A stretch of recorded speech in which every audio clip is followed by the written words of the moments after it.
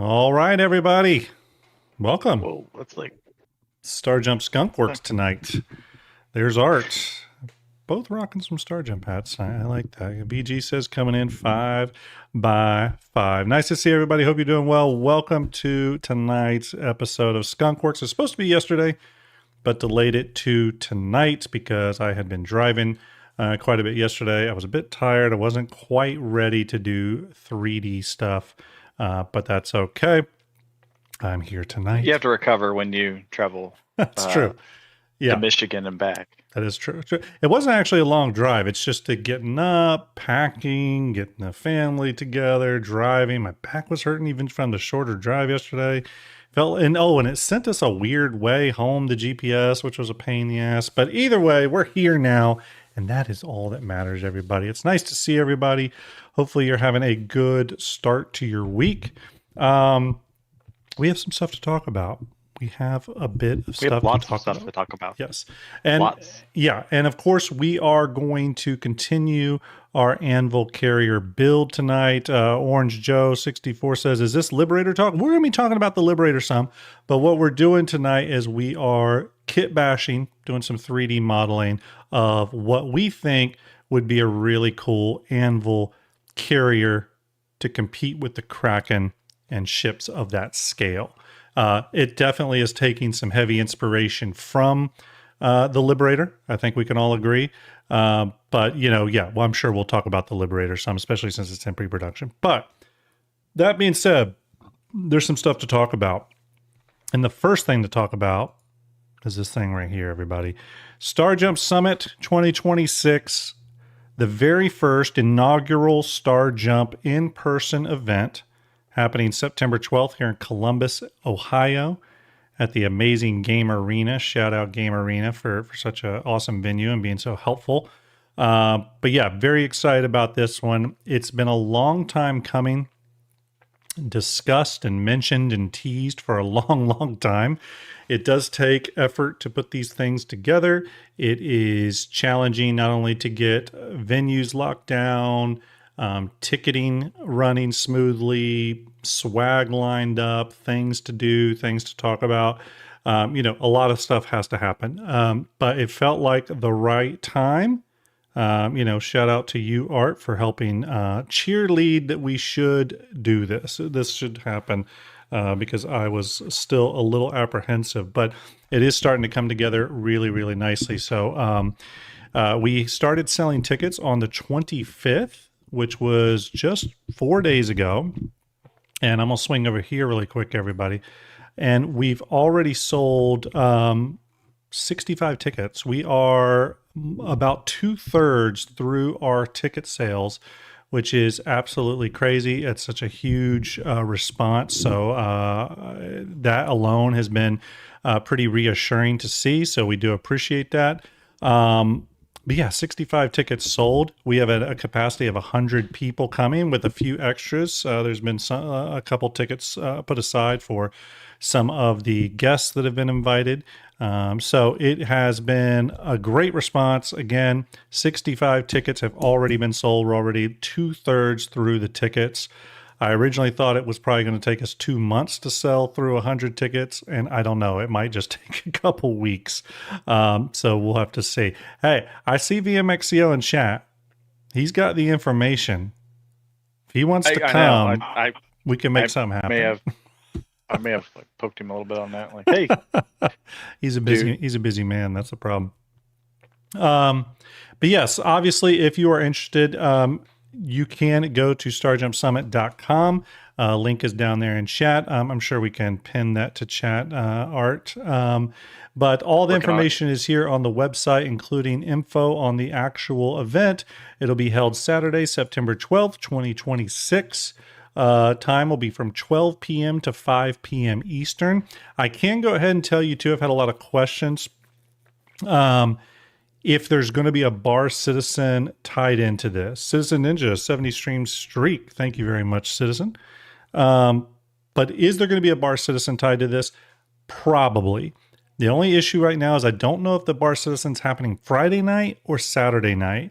and it has to do with logistics right now. I promise we're going to talk more over the next week or two and get that solved. But there probably will be a Bar Citizen style just meet up at a bar or restaurant, either Friday or Saturday night. So if you are coming into town or coming to the Starjump Summit, there will probably be another little small event happening in relation to it. But it will be this will be kind of a smaller fan convention, but bigger bigger Bar Citizen style event. So we're going to have about 100 to 120-ish people there. I have no doubt that we're going to hit those numbers again because of the amazing response. There is going to be quite a bit happening. Me and Art are doing a lot on the back end right now to firm up the sort of schedule of events.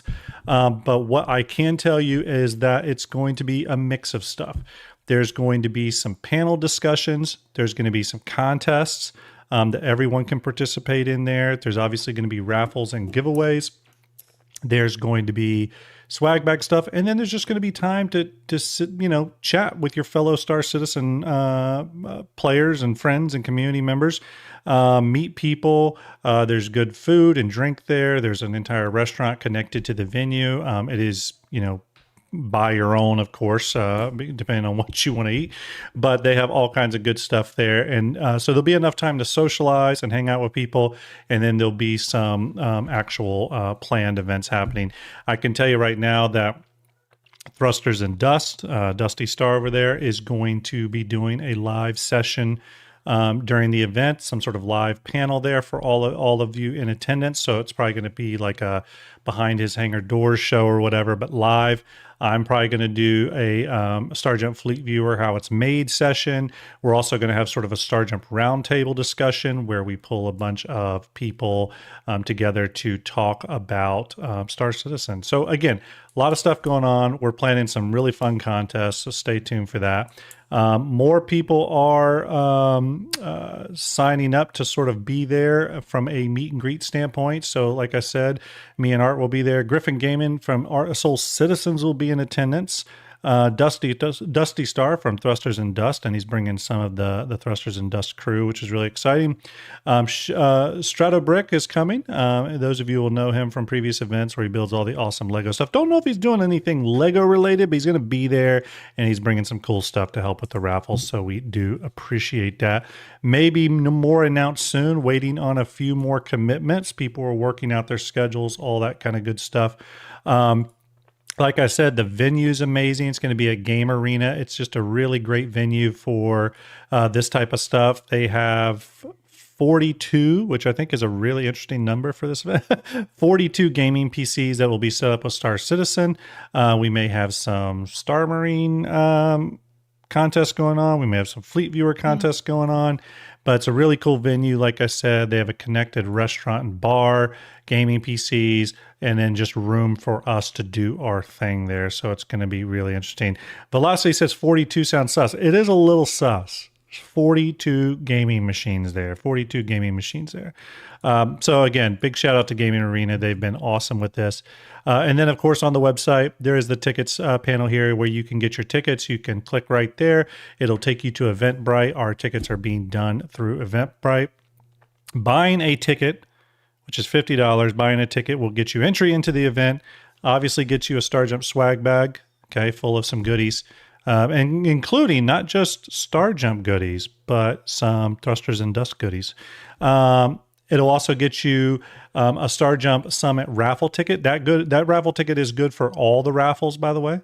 That is good for all the raffles. So if we do 3 or 4 or 5 raffles, your raffle ticket is good for all of those. Okay.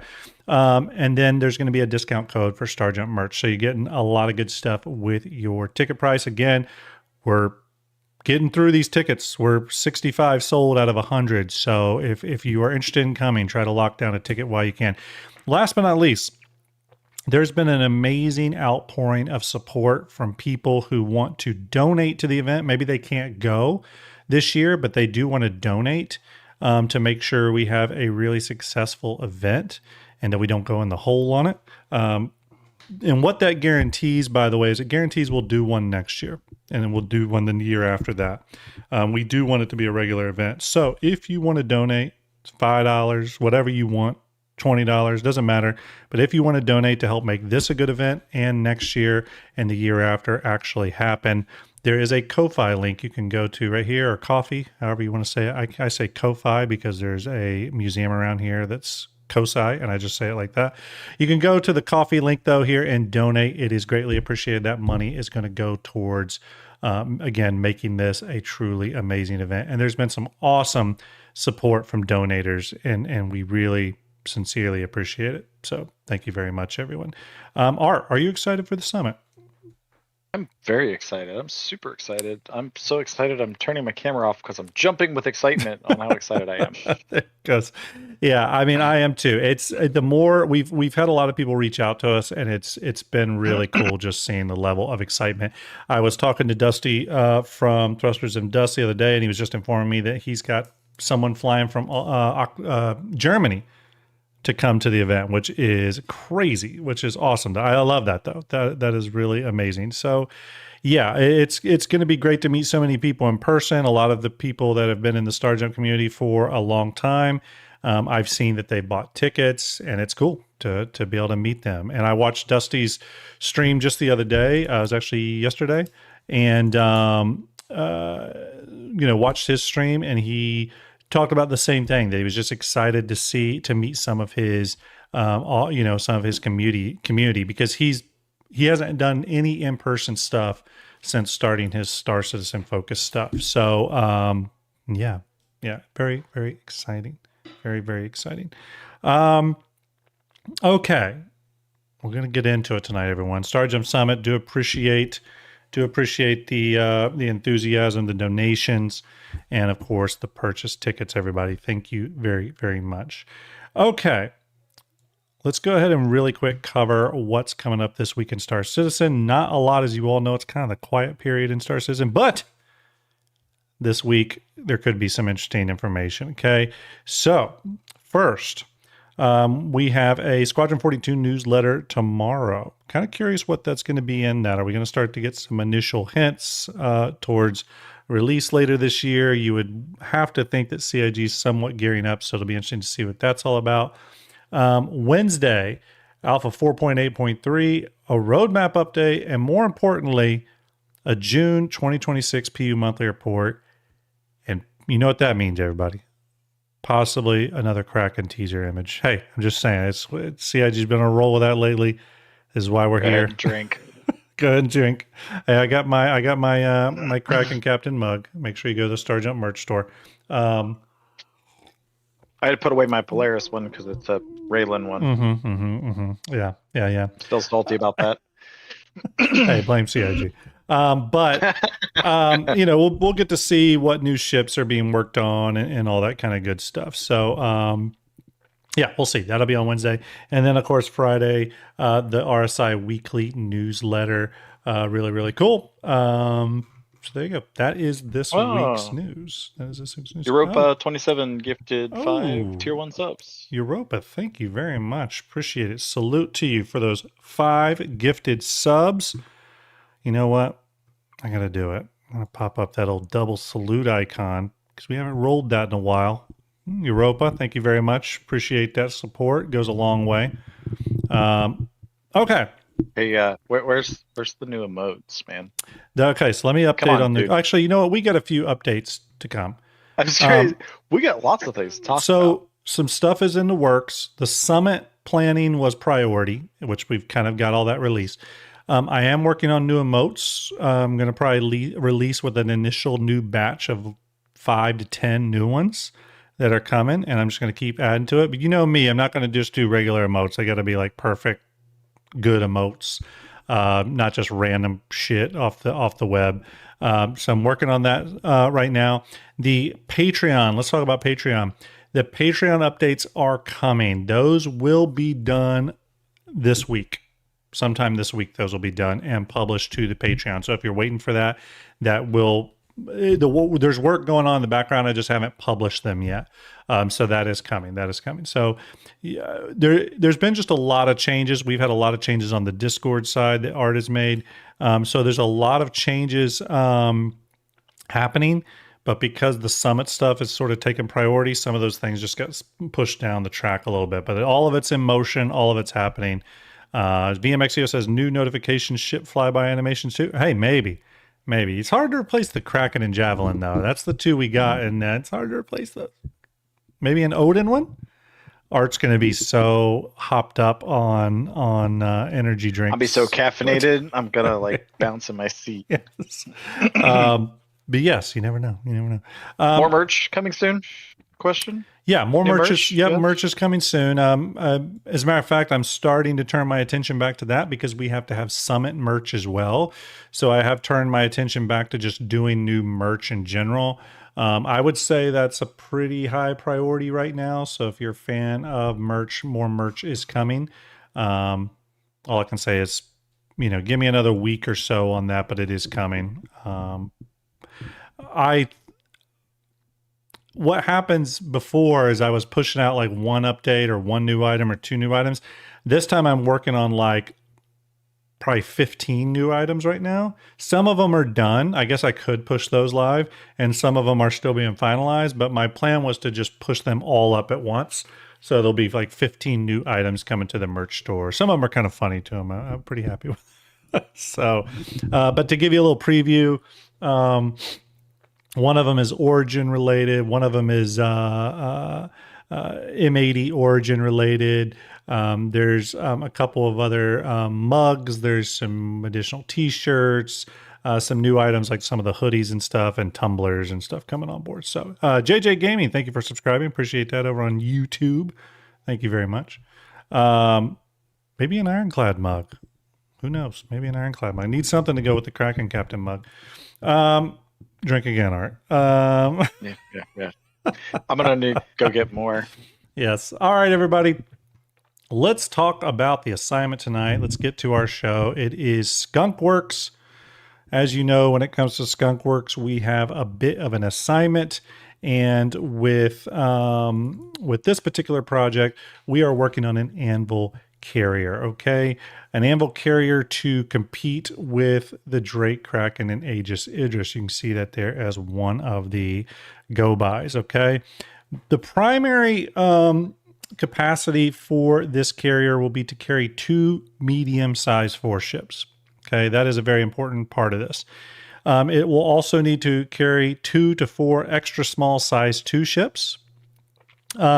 Specifically when it comes to carriers like this, I do like to focus on the manufacturer. So while there are a wide variety of medium-sized 4 ships, we're going to focus primarily on Anvil size 4 ships. Okay, so we're talking Asgard, we're talking Valkyrie, we're talking Paladin, stuff like that. And then the ability to carry 2 to 4 small size 2 ships, and the Hornets and Anvils and all that kinds of stuff. Okay, so why are we targeting that? Well, it goes to that third line there. This is specifically meant to go right up there against the Kraken. And again, if anyone needs a reminder, I'm going to switch over to Hanger Link really quickly. And I'm just going to put down Liberator, which is our other Anvil light carrier. Okay, and then I'm going to pull up 2 other carriers, one of those being the Kraken and the other being the Idris. And you can kind of see that the Liberator really does operate in a much smaller regime than these 2 ships. So we're trying to build something. Hey, it's my daughter. I was gonna say Little Grim's in the chat. Lil Grim's in the chat. Hey, sweetheart. I hope you're well. It's Lil Grim. I got to get a Lil Grim shirt for her for the summit. I have to. Absolutely. She's got to pick out her ship. She does. For that. She does. I'll have to let her pick out. Maybe it's a baby Kraken. We'll see. Hi, honey. I love you. But anyways, yes, you can see that the Liberator really operates in a much smaller regime from a carry capacity. So what we're doing is building something that competes more in this range of Anvil ships. As you all know, as CIG works to build out the Odin in about 5 to 7 years, they're going to need bigger and bigger Anvil ships to fill out that range, okay? So what we're going to do is we know the assignment. We're going to sort of catch up on where we're at. So I'm going to switch back to... Oh yeah, I didn't get to see the end of the show because You I didn't. had to go. You didn't. You didn't. I'm going to And show I you. didn't I'm going to show rewatch everyone it, where we're so- at, but we didn't get to any like pretty stuff yet. Okay, where is? Still got to be way further on than what I saw. So maybe. Actually, where's my screen? Just a It's minute, right there. everybody. Oh, here it is. Okay, here we go. Got too many things here. Okay, this is the ship we chose, and it's sort of where we kind of left off. Okay, and what we did last time we were here is we outlined a few things. Okay. First off, we started to attach some armament to it, not necessarily the size of the guns, but just sort of labeling out where guns could possibly go. We also said, hey, we need freight elevator access on the upper pads. And then the next big change was back here where we wanted to preserve a little bit of that circular motif that's on the back of all Anvil ships, or kind of in that rear section of all Anvil ships. They usually have some sort of circle motif, and we thought it would be a good idea if maybe there was an elevator that can traverse ships from this level down to this level, right? And then that would sort of complete that circular thing. Now we'll dress it up. All this is really simple geometry. We took the Liberator engines, we threw those on there. We wanted the fly-through hangars on the side and all that kind of good stuff. And we decided on a ramp so that the ship could land and deploy stuff out the ramp as well. So kind of an all-in carrier. From a size standpoint, again, competing with the Kraken and ships like that, this is sort of where we're at on size. So you can kind of see that there. We're well within the capital hangar metrics because this ship would land. Okay. We also were borrowing the asymmetric bridge tower from the Odin. That's another thing we wanted to kind of bring over. And as you can see, we're working with very simple geometry at this stage. Nothing looks very pretty. Okay. Now, let me catch you up on what's been going on while you've all been away. Okay. Been working on parts and pieces. Okay. So let's start with the bridge. Okay. Everything's still pretty rough, but behind the scenes over the past week, I've made some advancements because otherwise this stuff takes too long for a single stream, but we're going to start bringing stuff together. So I started focusing on the bridge. Okay. So let me go ahead and bring up the bridge and where it is at now. And you can see it started to take shape. Okay. So this is the bridge area, starting to really sort of build out what it looks like. It's still got the overall motif, borrowing very heavily from the Odin. It still needs some detailing, but we're starting to get there just in terms of geometry. It doesn't have the turret on top yet, but it's going to get there. Okay. If you want a scale, actually, let me bring that up really quick too. So we have that because you need scale. Everyone needs to know how big we're talking. Where's my little player character? Here he is. Stand by. Okay, let me bring a player character over. Let's delete that. Okay, this is a Star Citizen character. We're going to grab that. It should be to metric. We're going to paste that right here and let me drag it over. You can kind of see how big our tower is in comparison to our little character. So here's our character right next to the tower. So the tower is a pretty big structure in and of itself. It's definitely big enough for, you know, if you see this little thin area up here with the glass, it's definitely big enough for people to be inside there working and doing their thing. Okay. So if you were kind of curious about what scale we're working at, that's what we're working with. Things left to do on it, obviously, is continue detailing it out. Probably putting in some doors. We got to put in turrets, all that kind of stuff. Okay, so there is our tower. So you see that has progressed a little bit, and now some of this geometry is still very simplified. Okay, still very simplified. All right, so that's our tower. We'll bring that over into this mix in a second. The next thing I wanted to start addressing were these crazy nacelles right here, because as you can see, these things are very simplified right now. They're really just a cube that's been extruded, just to sort of give us the basic idea. So I have started on that word. That was a good word. Yeah. Extruded. Thank you. Extruded that thing. So you can't say people's names, but you can say extruded. I know. Hey, extrude is a word I use in my day-to-day. So yes, that's fair. Okay, so I have started working on the nacelles. Okay, so I'm going to bring up what one of the nacelles looks like. Right here. Okay, so you can kind of see this is what our nacelle is going to look like. So it's starting to take shape, starting to get some actual interesting geometry going here. We got enough place for engines in the back. We don't have no engines in there yet, but you can see sort of where the engine layout's going to be. Our tower area will be somewhere over here. I did reduce it from 3 horizontal fly-through hangers down to just 2. There's reasonings behind that.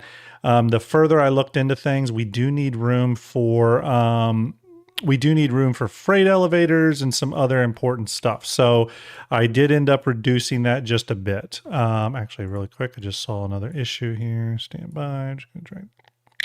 Okay. So yeah, this is kind of where our nacelles are headed. One interesting thing here that I started to experiment with the nacelles is because they're kind of thick, you can actually create traversal paths through here. This would be the size of a player character. So that could be some sort of air car system to move cargo to and from, but also leave them unimpeded so ships can fly through them, right? So maybe if a ship is taking off, there's little railings that pop up here to prevent people from walking across, or maybe not. Maybe people just walk across, a ship comes out and kills them instantly.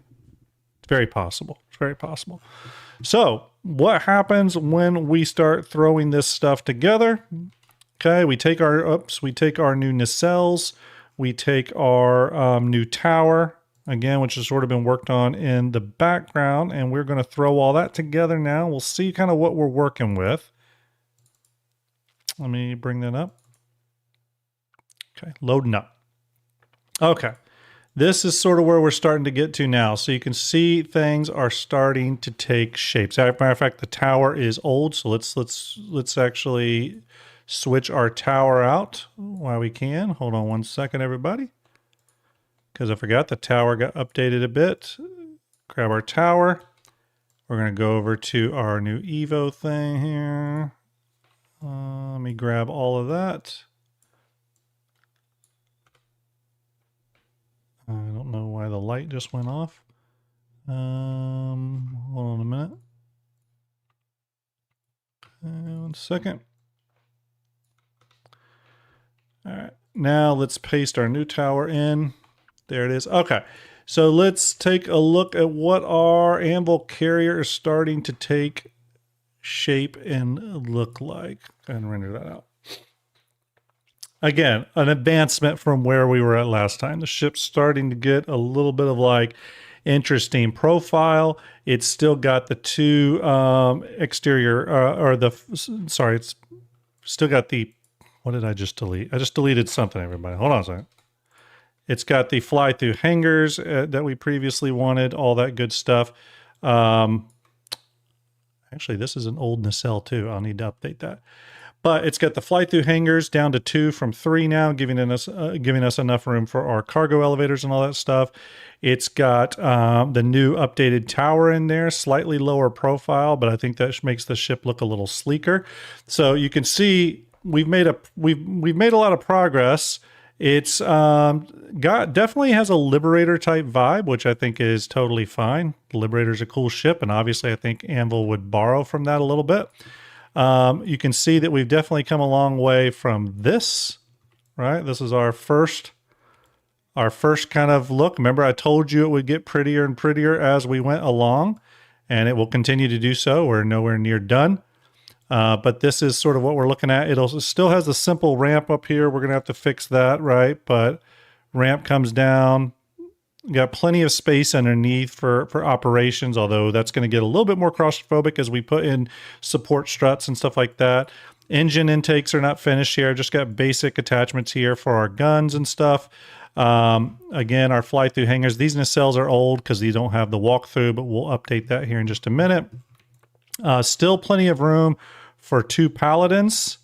Plenty of room for the rear circular elevator thing, which we're going to expand on a little bit. And if we want to see what this looks like, again, up next to a reference ship like the Kraken or something, we'll throw that in here so we can get a kind of a good idea of scale. You can see we're right kind of in the pocket there of that capital carrier capital hanger metric, right? I'm going to render this out again. We're still missing a lot though. I mean, it looks like we have made a lot of progress for sure, right? But we are still missing a lot. We're missing engines, bigger armament. Go ahead, Art. I'm seeing some good ideas here. Rabbit's asking about maybe some small wings like the Paladin. Rabbit also mentioned, and I really like this, is that on the tower, maybe having like the turret track that the Paladin has, so the turret can sit on top of the tower and then also roll down the side of it. Ooh, that could be interesting. Well. That could be interesting. Yeah, that could be interesting, or possibly go from the front and then rotate all the way back to cover the rear. But yeah, I could see that. I could see that maybe down the side. Would that be around the starboard side of the tower, so not impeding on the landing area? Yeah, I would argue it would be, that way it doesn't impede the tower. Then that way you have, you're protecting that bridge from a side-on attack. Right. Let's do something real quick, everyone. Let's grab our newer nacelle, which is right here. And we are going to, and I've started to mess around with other things too here. So for example, this is just kit bashed in here for the moment, but we're starting to think about landing gears, right? How this thing would land, how big the gears would have to be, all that kind of good stuff. For now, we'll leave those off. But again, as this is being built out, that's kind of the stuff I'm thinking about here. Okay. Let me grab. Someone was asking about. Let me grab this thing. Are the Paladins lowered down on the platform, like to the flight deck underneath, or are those just standard pads that just sit up top, so they don't get pulled down? The Paladins, the 2 medium pads. Yeah, let me go back to it 1 second. Let me grab this real quick, and then we'll go take a look at it again. Oops. Can we grab this, and I will just paste this into our build here. Okay, there it is. 1 second, Art. Let me turn this nacelle off. Turn the new nacelle on. Let me name it. All right, say that again. I think what Hudson Hawk's talking about is the 2 pads there where the Paladins sit. Those are on top. Those are stationary. They don't pull down or lift up. They're stationary. They won't move. Yeah. The only reason this is an elevator is we wanted to do something kind of special with that circular motif. Again, here's the thing about that Anvil thing, and I'll switch back over really quick to the Liberator, but I'm actually going to bring up the Odin, and I'm going to bring up the Carrack, and I'll bring up the Crucible as well. Generally, for those of you that don't know this, and it's okay if you don't know it, I think it's older CIG knowledge now that even CIG doesn't necessarily follow. I think it's sort of a leftover from a bygone era. But if you look at a lot of Anvil ships, actually, I'll bring a couple more to push the point even further. I'm going to bring up a few ships here, okay? All Anvil ships. So we'll go with the Hornet, and we'll go with the Gladiator here. So I'm gonna zoom down on the Hornet and the Gladiator. So you can see with the Gladiator, it's got this circular motif right here in the middle. Hornet, it's got kind of a circular element there. Just a design. They're different from ship to ship on Anvil series, but they're there. On the Odin, it definitely has one right here. And it's interesting because that room is very important. It's like sort of the conference hall in the ship. It's the circular motif. The Carrack definitely has it back here in its cartography room. The Crucible, it's the entire bridge is that circular motif. So all the Anvil ships have that. The funny thing is the Liberator kind of doesn't. Okay. But that I don't think that's totally true. I actually think the Liberator. I think the Liberator's circular element is actually on the bottom of the ship. I just think we can't see it. But I think there's going to be something there that is somewhat circular in nature to reinforce that. It does have these like little lines here for the landing pads that are circular. But where I'm going with this is with Anvil ships, even ones as recent as the Odin, it is something that CIG seem to try to mess with when they can. You can zoom in here, you can see that circular motif right here.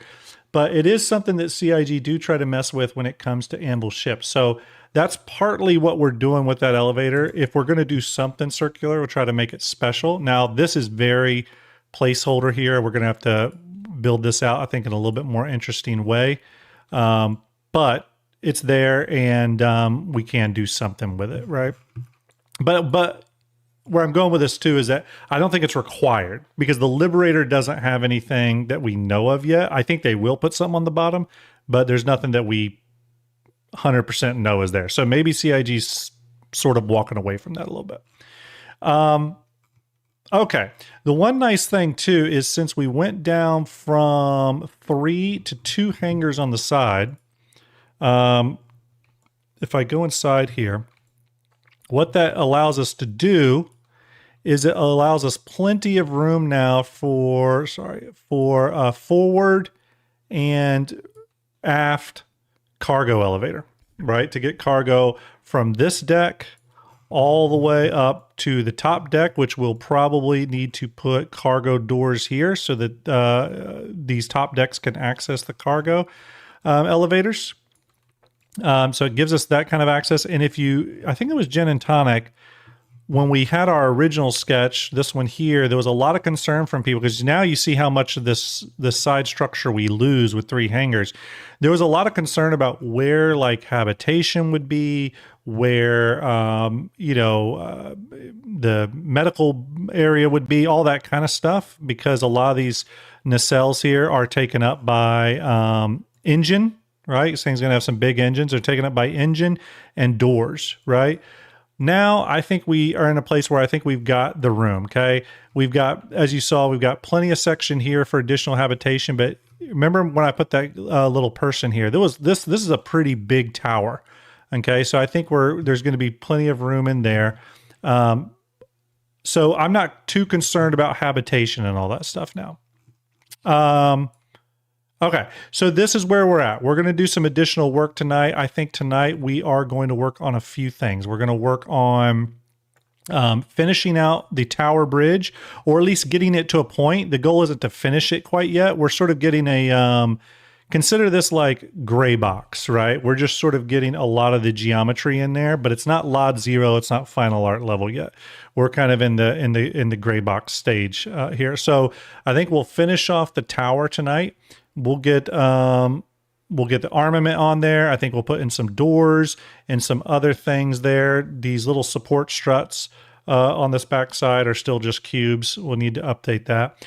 Once we get the updated tower in there, we'll start working on some of these nacelles. But that being said, based off where we're at, let's hit some questions.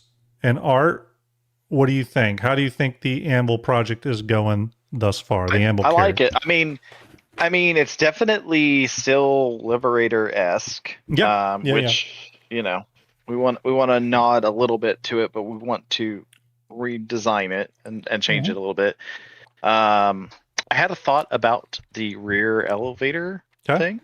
So instead of it dropping straight down, what if it fell back at like a 45-degree angle towards like the rear of the ship? and that would give you some more space, or forward even, and that would kind of give more space either way versus just straight down. Yeah, it could. So you mean it would move down, but also like back? Yeah.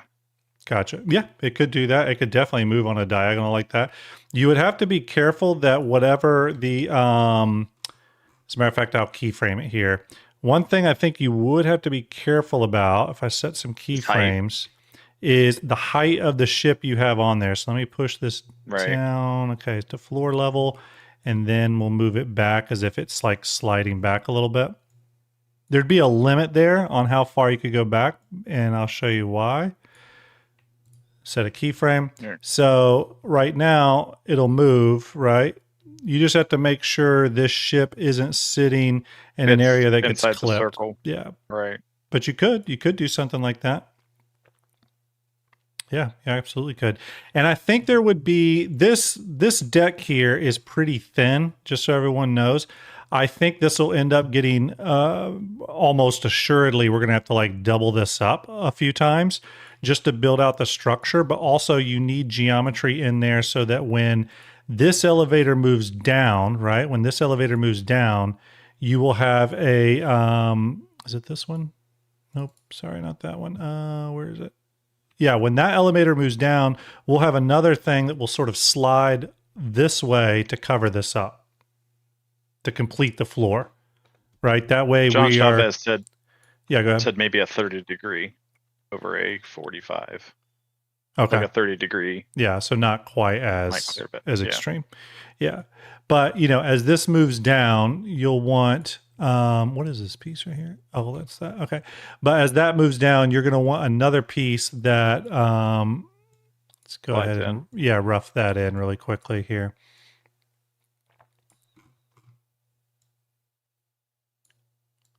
Again, we're just figuring things out here. But yeah, as that moves down, you'll have another piece that, you know, sort of slides over. It'll be a much more complex animation, but slides over to complete the floor while your elevator's in the bottom position down here. And the elevator down here would almost assuredly, you know, sink down into floor to create a flush landing space again. And then when it needs to move up, this will do it, slide out of the way. This will move up, and you'll have another piece down here that slides to sort of complete those floors. The idea, though, will just be that you can get ships from the bottom up to the top. Okay. Yeah, so we still need to figure out engines. We still need to figure out if we're going to have some sort of backdoor system on here to sort of cover things up or armor it up. The landing deck is very placeholder at the moment. We'll want to figure that out. There's stuff I think we could bring into this that can really start to pull it away from the Liberator even more. I mean, the tower definitely pulls it away from the Liberator, but I think there's some like nacelles and stuff, like some engine attachments from like the Valkyrie and stuff that we could bring into play that would further delineate it from that ship. So, but before we get to that, I'm going to go back to the tower, and maybe while I'm starting to work on some additional stuff with the tower, Art, maybe you can hit some questions if we have some questions. Questions. If there's no questions. Oh my Hudson Hawk did say something about maybe having things lower down. Like if the upper deck lowered completely down and gets fully hidden, then the lower deck where the ships are stored drops even further down below the ship, kind of like in a scooped or like a cradle or a scoop place compartment. Yeah. So almost rounding out the bottom of that ship to like fit those lighter ships, those smaller fighters, I think, into it. So almost like it's two decks that move up, you know. Mm-hmm. Yeah, that'd be kind of interesting. All right, that's something to consider. Let's start to, you know what? Let's start working on this then while other questions come in. We'll start building this out. Let's deal with our turret. Last time we were working on this, by the way, it was requested that I pull the turret from the Paladin. So that's probably what I'm going to do, everybody. Let me grab that. We got questions about VTOLs. Okay. Will they be part of the landing gear? I'm going to save that. Oh, yeah, VTOLs. It's a good question. We haven't really talked about VTOL capabilities with this. What's the deal with the Anvil ships? Do they usually have VTOLs? I guess they do, right? Yep. I mean, the right there in the end. The same thing with the yeah, they have those Valkyrie rotatable and the Asgard. Yep. Very big on the VTOLs. Okay. Yeah, you're right. You're right. Okay. So we'll have to deal with that. Okay.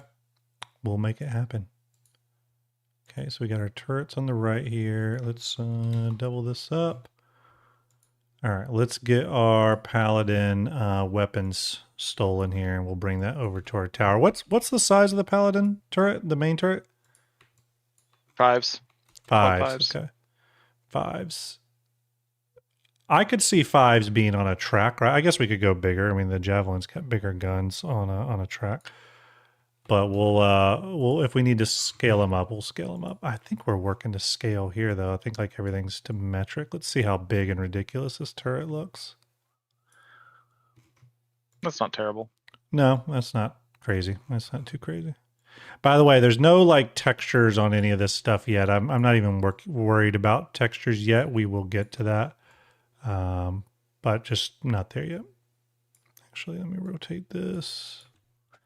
90. I don't think we're on any sort of. Will the vehicle be able to support ground vehicle deployment? Well, I think with the front ramp dropping down, I would say yes. Yeah. The front ramp can drop down. So, and here's the thing: there's nothing to say that we can't put a back ramp on. And you could have drive on, drive off capabilities, much like you have with the C2 Hercules or something. That's something that the Liberator doesn't have, by the way. Or does it? Does the Liberator have a back ramp? I don't even know. I don't know. Actually, you know what? Let's pull the model up. Now, it's not the model. It's the hollow model. But so VMXZO asked, will it punch above its weight class? See, to that I say initially no. However, for $200 you can get a kit on it. And we will put a capital class railgun. Yeah. Oh, yeah. The back does have a ramp. Yeah, it actually, when you click on it right here, it's literally called rear ramp. Yep. Now it's a hollow model, so it's all in weird pieces. But yep, that means the Liberator will have drive on, drive off ramps as well. Much like the Hercules. I didn't remember seeing that in any of the concept imagery. Oh, and you know what? Check that out. I was right. Let me turn off the light. Oh, yep. There's the circular motif on the bottom. Hey, told you. I didn't even know that was there. But there you go. I knew it had to be somewhere. So we've got to stick to the circular motif then on this ship. Not that it can't go on the bottom. Does it have VTOLs on there? Can you see where it says yep, VTOLs? That's these big things right here. So they are in the landing gear then. If that's the landing gear. Those could the landing gear. The landing gear could be. Yeah, it looks like it, doesn't it? Yeah. Unless the landing gears are these like areas right here, which aren't labeled in this file. Now, remember with the hollow models, we don't have like super detailed models of these, but yeah, I mean that just looks like VTOLs right there. It actually doesn't look. Here's the thing: they could change that. They could change that a lot. Airlock door off to the side. One of the things that we know they changed with this ship is that they wanted to give more access to these exterior pads rather than just this one door. There's a lot I liked about the. Oh, who we get raided by? Invaders! Oh, it's Loken. It's Loken. Loken, how are you, buddy? I hope you're doing well. Salute to you, my friend. Loken raided us not too long ago, and he's a generous and amazing dude. Loken, thank you very much, buddy. Appreciate you. That's huge. Thank you very much. Everyone, raiders, welcome. What are we doing tonight? This is a Skunkworks. I can't talk. I'm just quit now. This is a Skunkworks episode. Skunkworks is where I kit bash ships. And tonight our assignment is to build an Anvil carrier that competes more with the Kraken and Idris. So something much larger than the Liberator. And what we are working on is this right here. We don't have a name for it yet. It's meant to carry 2 medium ships and at least 2 small ships. It's going to have so the ability to carry at least 2 paladins. Still very Liberator influenced, but it has sort of the tower kind of design from the Odin, or at least somewhat, not exactly, but somewhat. It's got side, starboard, and port and starboard side fly-through hangars. We're going to create some doors for that. It's going to have a drop-down ramp for offloading vehicles and stuff. We are all talking about the possible idea of a elevator back here to carry on that circular anvil motif, some sort of circular elevator that can bring ships to and fro the different decks. I just used fro. I'm proud of that. So this is where we're at. We're still pretty rough, but we're having a good time with it. So you might want to also, since we got Raiders in here, talk about the summit real quick. Yes, we need to talk about Summit. Everyone, first off, if you don't know who we are, I am Starjump. Art is Starjump now too. He's Starjumping it up. You can see the hat. We make Starjump Fleet Viewer. VMXEO's in chat. Give him an 07. He's part of the team. So if you've ever used StarjumpFleetViewer.com, that is us. We are throwing our big first inaugural, whatever you want to call it, in-person event in September. I'm trying to get there it is, called Starjump Summit. So it's going to be bigger than a Bar Citizen, but smaller than like a beacon event or something, or like a big con. Yeah, it's going to be smaller than that, but bigger than a Bar Citizen in person. Again, September 12th here in Columbus, Ohio. Got a promo. We have a website, starjumpsummit.com. There's going to be a cool swag bag with all kinds of really cool stuff that you get when you purchase a ticket. All the info is on the website, including where it's at. Tickets are limited. We only have about 110 total tickets, and we've already sold 65, so we're really progressing quickly. Tickets have only been on sale for 4 or 5 days, and we've already sold 65 of them. It's going to be a lot of fun. There's going to be Star Citizen running on 42 gaming PCs there. We're going to have contests, raffles. We're going to have live panel discussions, all that kind of good stuff. It's being really held at a really cool venue called Game Arena here in Columbus that has an entire restaurant and bar attached, as well as just a really, really cool gaming space. There's going to be a meet and greet. Myself, Art will be there, Dusty Star from Thrusters and Dust, Griffin Gaming from Soul Citizens, Strato Brick, and I can just announce right now, because I literally just got the message. I literally just got the message this exact second. And I'm going to respond to this person. 1 second. Do it. We're going to have Sulci from Beyond the Verse in attendance as well. Nice. How awesome is that? So I'm going to add him here. You're definitely going to get a Beyond the Verse panel. You're going to get a Dusty Star, Thrusters and Dust panel. You'll get a Starjump panel. If people even care about Starjump when you got those legends showing up. Loken, I wish you were able to come, buddy. You would be the Grand Marshal of this event. Big time VIP status. Again, thanks for that raid. But if you want to support everyone, we do appreciate it. Tickets are on sale. They're $50. Price of a starter pack. They're all the money raised is going to the event. It's going to rent out the venue, get the swag bags, do the raffles. We're not trying to make a profit on this or anything. This is for the event. If you can't go, okay, and you just want to support the event so that we can do it every year, there's a Ko-Fi donate link here too. But otherwise, we'd love to see you there. We'd love to meet you in person Saturday, September 12th in Columbus, Ohio at Game Arena. You can purchase your tickets right there through Eventbrite. We do appreciate the support. I'm a little nervous. It's the first Starjump event, but it's going to be amazing. We're going to have fun. We're going to have a lot of fun. We're going to have a lot of fun. It's a cool environment. That's what matters. It's a cool environment. Have fun. Yeah. It's going to be a great time. So make sure you head over there. Thank you for the support. Loken, buddy, I appreciate you. Actually, you know what? Loken deserves the 007. What am I doing? He Let's does. give the Loken the 007 for that amazing raid. He's always coming in. And see, that's sad. We need a much bigger. This needs to be at least this big. It needs to be at least that big. Loken, buddy, appreciate that raid. I hope you had a great stream. Thank you for trusting me with your audience and your community. And those of you that have come over, stay a while. Pull up a chair. We're going to be building this Anvil carrier. I think it's coming along pretty good. I'm excited about it.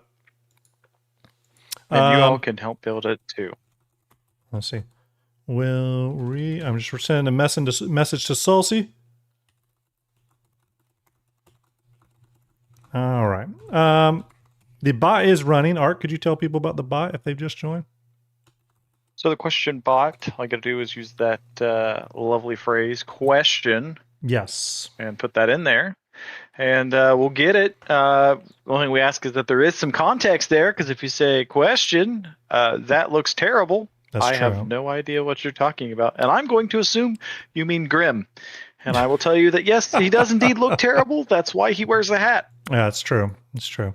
By the way, we don't have a ship that has an offset tower like this, right? For the bridge. Nope. I got to tell you, I'm just going to tangent really quickly. I don't credit myself with being like a good ship designer or anything, but I'd love to hear what people think. I tell you what, I think CIG needs to look into this, because that is really cool. I mean, it's definitely got like a warship kind of vibe, but also slightly industrial, like industrial cargo ship. I think it's something they should explore. I do kind of dig it. Well, the Javelin does. Yes, the Javelin does indeed have a. That's true. Yeah, that's true. I stand corrected. The Javelin does, and I owned a Javelin, so maybe that says something about it. All right. And the Odin is, even though the bridge itself is slightly off center, it's still centered in the ship. I think you were talking more on the edge. Correct? Yes, more like offset, but even not only just an offset bridge like this, but even the actual bridge section is offset from it. So sort of offset. I don't know. It's just kind of interesting. I don't think we've seen anything in the Star Citizen world like that. I mean, the Javelins is offset, but still a symmetrical bridge. It'd be cool for CIG to explore that. And maybe there's a manufacturer that really sits well with.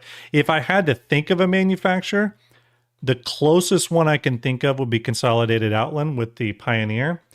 I don't know what the new Pioneer's setup is going to be, but on the original Pioneer model, the bridge did have a support structure that was asymmetrical and offset, which if you looked at it straight on, the bridge would be slightly offset. So maybe they'll do that with Consolidated Outland, but we'll have to see. So with the bridge here, there's a lot of like placeholder geometry on here at the moment, but I can tell you sort of what the plan is. So people did want a turret up here. This is a crazy turret color, but that's what we got right now. Let me neutralize these crazy colors for a minute here. So we got our turret. Pink. Love it. Yes, yeah, gotta be neon pink. Okay, so we have our turret up here on the top, which people wanted on the top of the tower. That was one of our, when we did part 2 of this. Actually, what does Zephyx say here? Zephyx says, the first episode I was very skeptical about the idea, but coming back looking at this, it's definitely worth looking into. The bridge and backside design fits this ship a lot, and I like it. Thank you. I feel the same. I mean, look, when we first started, and just those coming from Loken's, this is where we started. This gorgeous ship is where we started here. As you can see, very rough. And that's sort of what he's talking about, as being a little concerned. I was too, but the more we've started fleshing this out, I think the more it has started to take shape. Now, a couple other things this needs. It will need, matter of fact, let me go over to this one here. A couple things we know this bridge is going to need. One, it's going to need entry from the bridge to the flight deck. So we're going to need an entryway down here. I think that's what this piece here is going to be. This will be sort of the entry, and then this will go up an elevator inside, okay? And then we're going to need an escape hatch, or sort of escape pod. And for that, it's going to be very similar to the Javelins. which is it's going to be on the rear side of the bridge right here. There'll be like an internal ejection pod that shoots out the escape, right, life raft thing. Those of you that have seen me bring up the Javelin's interior model before on stream will remember that I showed you how the escape life raft thing works on the Javelin. Okay, so let's get a few more things built here. Now, I'll explain some of this geometry. Some of this sort of greeble work up here, the radar structures and all that, are sort of borrowed a little bit from the Odin. I didn't take them exactly, but I'm borrowing a little bit from that. Also on the side of this bridge, I actually wanted an airlock way up here so that you didn't have to EVA all the way down to the bottom of the ship and come out that way. So I've just put sort of a placeholder airlock right there to access the bridge if you wanted to. That could be dangerous, but hey, maybe that's a good vulnerability to put into it. The bridge glass is all the way here in the front, but what's cool about it is it wraps around to the side as well. So if you're sitting in the bridge on the ship, you'll actually be able to look out onto the flight deck really easily as well. And then I thought some glass that if you're going to have it wrap around that much, you might as well have it wrap around the back as well so that, people can see out the rear and stuff too. That is the case on the Odin. As a matter of fact, I can show you that. And again, you'll see where this sort of, where some of this inspiration is coming from. Pull that up. Any more questions, Art, while this is coming up? Don't say no. Asked, no, we got questions. Do we have plans for cargo movement into the storage on board? I'm thinking mining bag movement and salvage movement. We have to. I think, and here's why that's important to me as well, because you can tell CIG is really starting to think that now that they're getting through ships. I'm going to say something I hope you all remember. You all know I'm a big Kraken fan, as like I've said. The number one thing that's going to be different on the Kraken when they finally show us the new interior concept is going to be freight elevators in that thing. Because when you looked at the original ship, it really did not account for the moving of cargo from all the decks to the cargo bay. And I guarantee you that's going to be a big deal in the change of that ship. I'm going to go down here. Actually, let's switch over really quick here. What was I looking at? Sorry, I'm flipping back and forth a little bit here, everyone. Oh, yeah. Talk about the greebling and stuff. Yeah. So let's go back to the Odin real quick. Same thing is on the Odin. This is a heavy-ass model. Sorry, everybody. The same thing with the Odin. The Odin has the forward windscreen up here where you can look out, obviously, towards the front of the ship, but it also has a fully done up rear window section as well that looks out to the rear of the ship. So I just thought that was really cool to bring over. A couple of other things. Again, I told you about those radar elements and stuff on the top conning towers. This is stuff that the Odin has. I wanted to bring over a little bit of that into our ship. And what I think we'll want to do, just to sort of reference the Odin a little bit more, is some of these like little small windows we might bring into our ship as well. Obviously, they would be at a much different scale, but there you go. I think that'd be fun to do. Real quick, just since I have the Odin model open for a minute here, for those that are curious, I just want to zoom in on something that is kind of crazy to look at from a scale perspective. I'm going to zoom in right here on this tower. This is a freaking door all the way down here that goes down. It's an entryway door on the bottom of that tower. But not only that, if you go up the tower, let me go up a little further. There's another door with like a lookout balcony up here, which I think is just absolutely insane. Okay. This ship is ridiculous. I'm just going to go ahead and say it again. Okay. So anyways, you can see where some of those references for the bridge came from. Now, someone did point this out last stream, and I did give it some thought. The Odin has these sort of like crazy looking side doors here for its fly through hangars. And someone was asking me if we would perhaps pull these. And these were very reminiscent on the RSI Pegasus, that abandoned concept. But someone was asking me if we would pull this style side doors and put those on on our new ship. We need to think of a name for it. And I think we probably could, because if you look at our ship, we don't have any doors yet for the side, and we're going to want some sort of armored door system for that. We also don't have engines. We don't have intakes. We don't have reverse thrusters. We're going to have to put all those in there. So still a lot of work to be done, but we're making progress. So, okay. Let's go back to our topper. I am going to work on this now for a little bit. Art. Carry the conversation. What do we got? We're going to work on these support structures. Rambo Vital asked, do you think CIG has already done some work on the Liberator since the Odin has so much external details on it? I actually think that the Odin is what is going, or sorry, I think the Liberator and other ships are going to be what informs the Odin. I actually think the Odin is the one that is very early in development, almost like I was looking at the Odin in the jump point issue. Did everyone see that? Did you happen to look at that, Art? This issue. If you, I won't show it on stream because their PDCs are flak. Yeah, yeah. I won't show it on stream because it's subscriber stuff. But if you can look at the new jump point, they show some of the original Odin concepts. Which, first off, let me just go ahead and say, oh boy, was CIG like exploring the space. I just like, actually, let me switch back to two hosts for a second. I mean, CIG was really sort of exploring the space there with the Odin. I mean, there's some crazy designs they're messing with there. I mean, shout out to them for doing some crazy designs. But I definitely think they went with the most successful one too. Some of their designs just look insane, but where I'm going with this is you could tell they were just like saying, explore the room. Someone on the CIG, maybe John Crew or Ben Curtis or some leadership person was like, have fun, right? And it reminded me a lot of old school CIG concepts that we don't get exposed to anymore. Even with some of the newer concepts we've seen, like the Perseus and ships like that, we saw the more finished concept stuff, or concept stuff that really made it a good distance.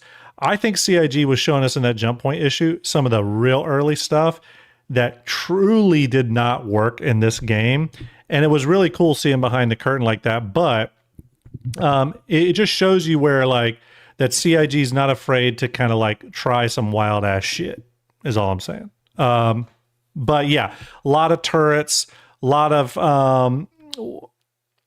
really different designs for Anvil. And where I'm going with this whole tangent is that it was very easy to see in that jump point issue that they do not have a defined look for large Anvil ships, like capital ships. Even with their large ships, before we just had the Carrack. Well, before I guess we had the Crucible, then we got the Carrack. Now we have the Liberator. It'll be interesting to see how the Liberator evolves. I think the Crucible will evolve a lot. But where I'm going with this is, I don't think there is a defined look for Anvil ships yet. Like it's from large to capital.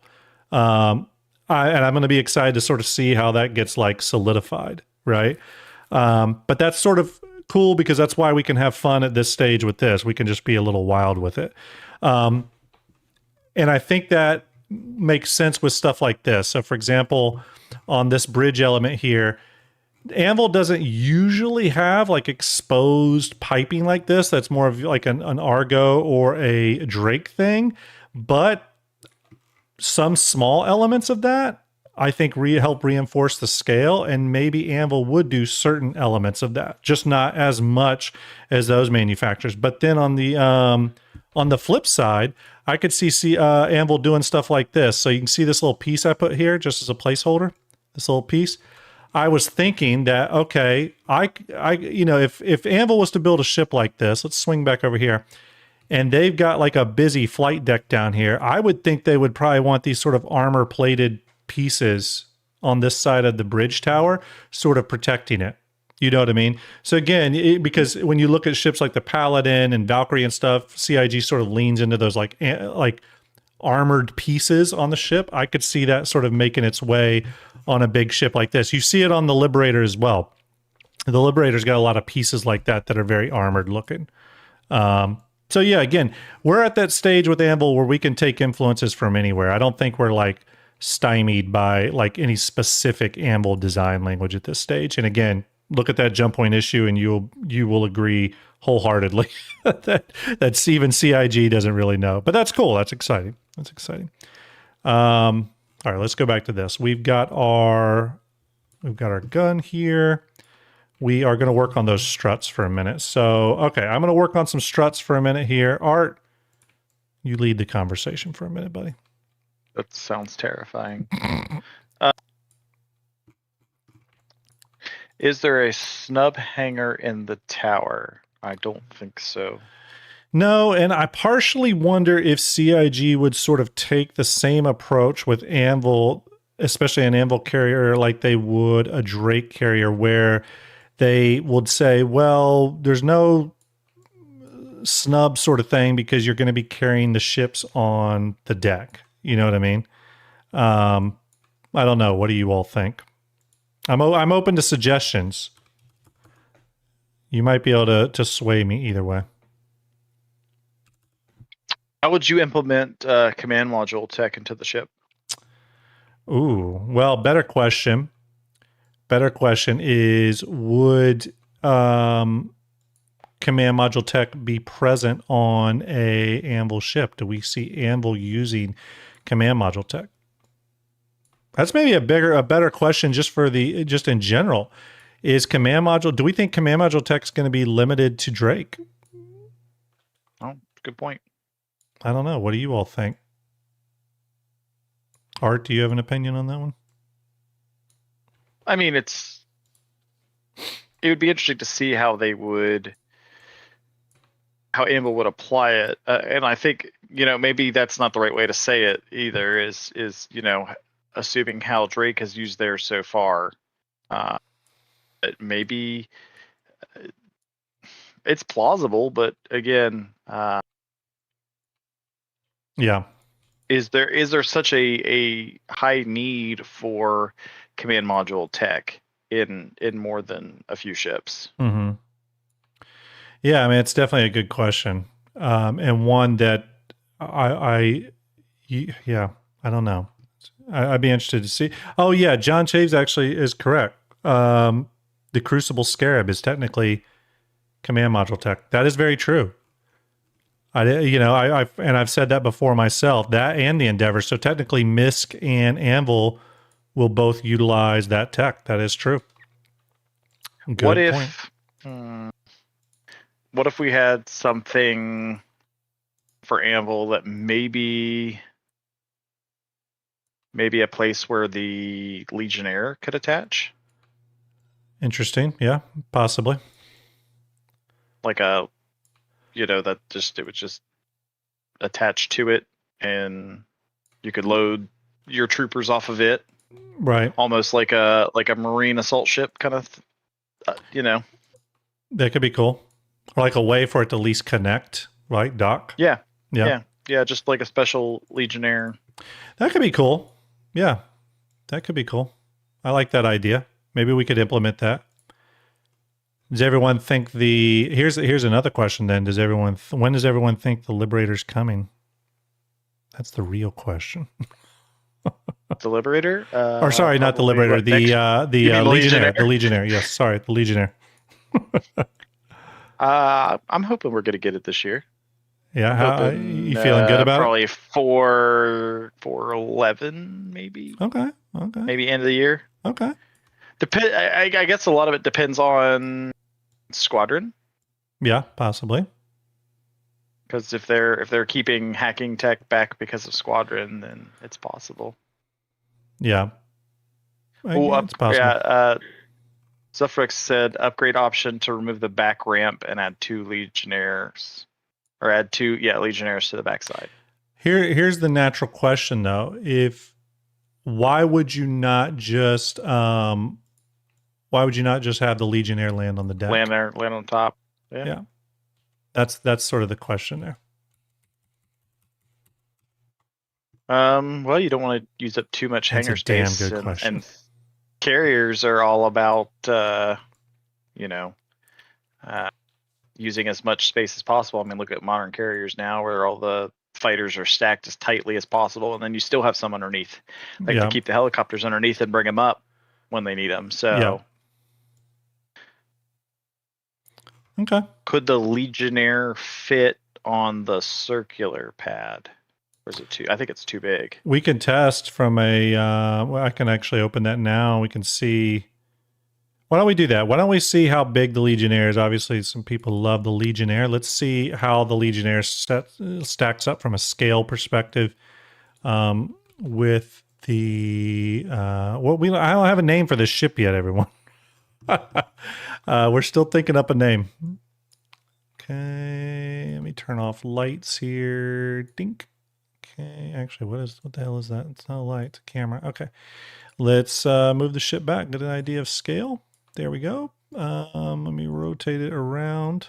So some people are saying a way to dock Legionnaires to this ship. I mean, first off, I will say that we've spec'd this thing out that a Legionnaire could fly internal. That's kind of cool. So enough room for it to fly internal. Enough room. I think enough room. Will it clear the doors on the sides, or is it too tall? Good question. It's probably too tall because we went with Kraken metrics for that. Let's see here. Let's do our fly through test here. Oh yeah, no. Be a fatty. Well, hey, could you squeeze her? No, you couldn't squeeze her. No. You could, and then somebody could bump you from behind, and you hope for the best. Yes, yeah, that would be tough. But look, the ship has to have some limitations. The ship has to have a few limitations. Can't do everything.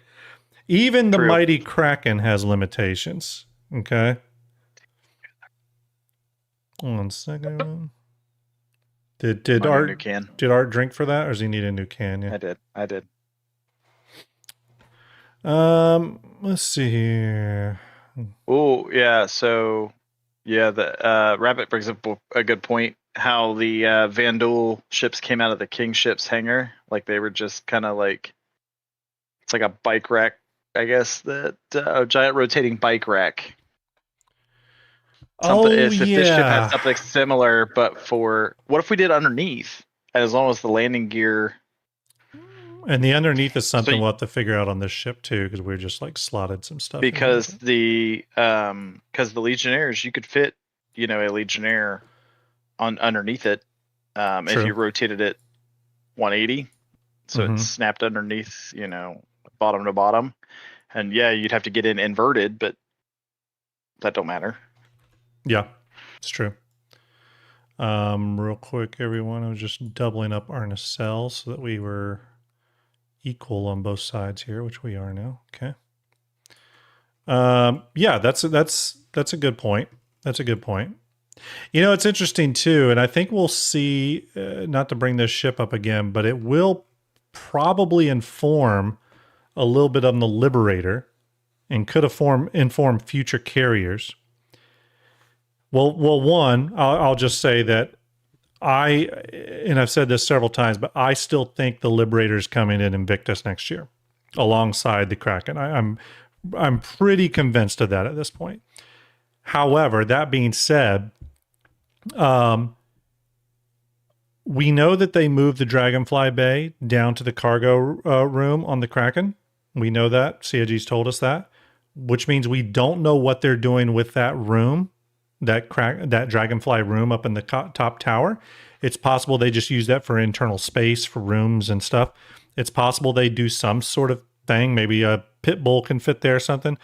But regardless, it is going to be interesting to see what they do with the Kraken and the Liberator in regards to ship synergy with other ships. So we know it can carry ships on its decks. Both ships can do that.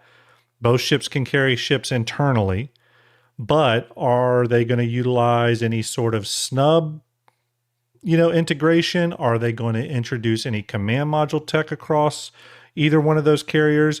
That's been the number one question I've had around the Kraken, is if a command module will be able to dock to it. I still don't think it will.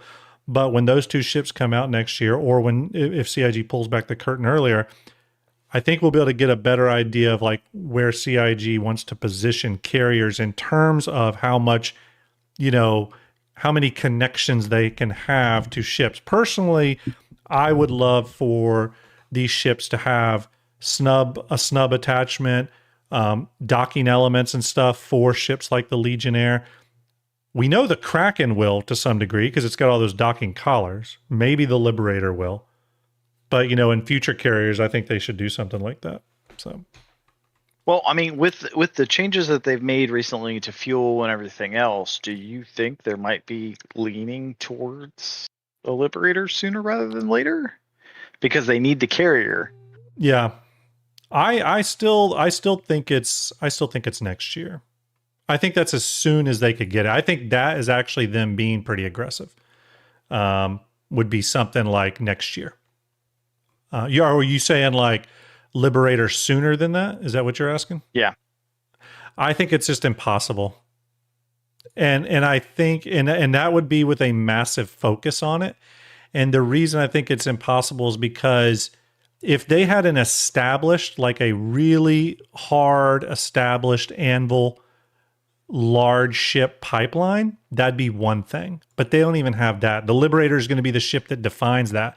I think the Liberator is actually going to pull very, very heavily from the Asgard, the Paladin, all that, because while it's a large ship, its interior space is still able to use those scale of assets. And then the Liberator is going to define larger ships for them. But because of that, while they're working on the Liberator, they're going to be building out essentially a manufacturer kit at scale. And I think that with the ship in pre-production now, if you back up the timeline, it really just makes sense that it would be next year. And that's them focusing on it. You know what I mean? Focusing on it hard. I think it's very plausible. It's an Invictus ship. And if you think about it, that's about 16 months. That's a little, actually slightly less than 16 months. And that is pretty damn good for a large ship. Remember, Liberator's 125-ish meters, right? Yeah.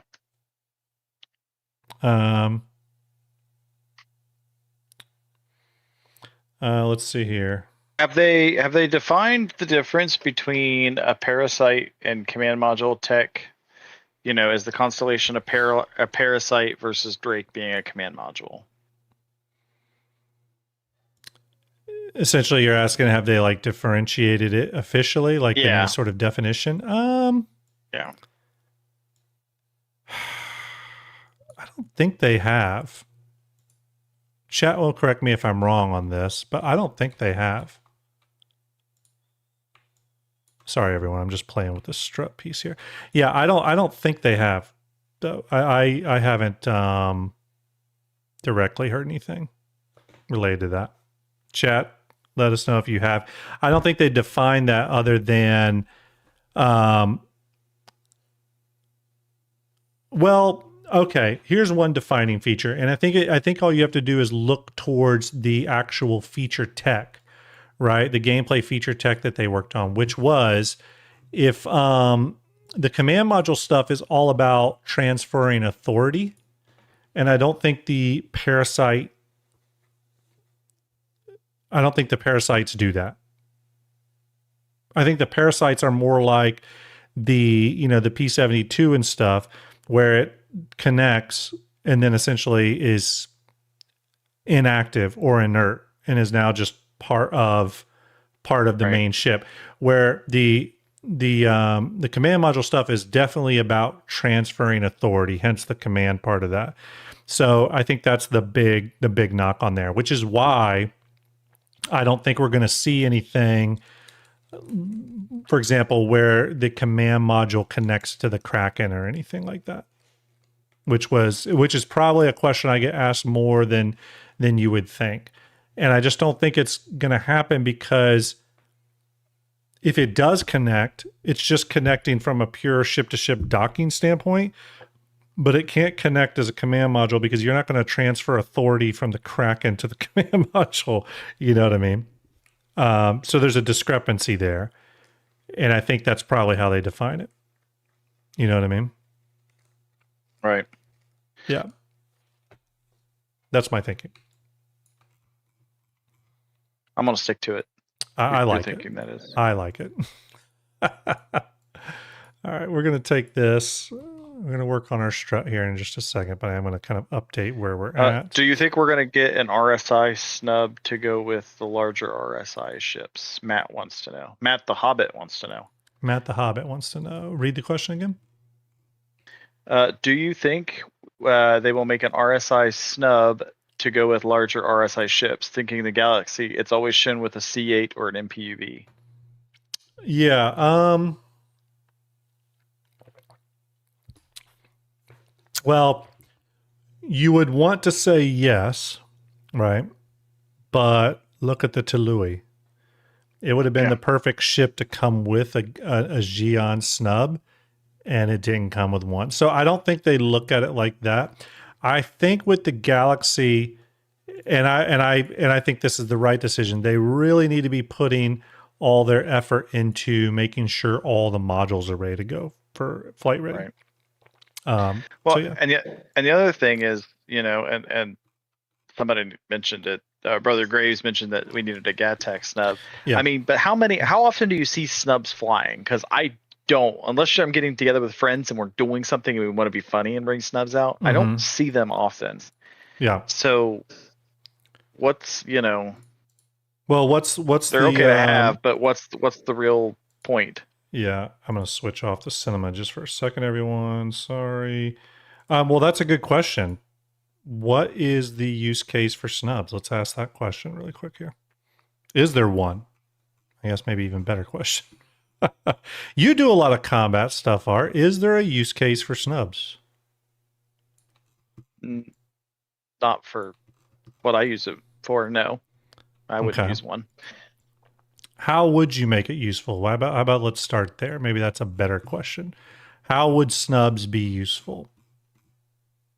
A repair snub would be extremely useful. Right. Something that you could load a 5 SCU container or whatever, insert 8 whatever SCU container into these things and use them to repair things. Yeah. I mean, you could use snubs, I guess, to drain PDCs and stuff like that. Sure. But yeah, unless I'm more often than not, I'm not even using them for taxis because, we pull up to another bigger ship. The guy gets out, gets in the other ship, and we go. Yeah. So I'm not even using them to transfer things. Yeah. And everyone, I just have Cinema 4D closed for a second because I'm closing some of the open projects to save memory and going to open some other ones. But yeah, keep talking. I mean, obviously they can build content around snubs, right? So they could do something where oh, okay, we're doing this mission area where it's even tighter than the tactical strike groups, and you can only get a snub in there. You know what I mean? It gets so tight and stuff. But then you get into this weird place where you're like, okay, you're designing content around a snub.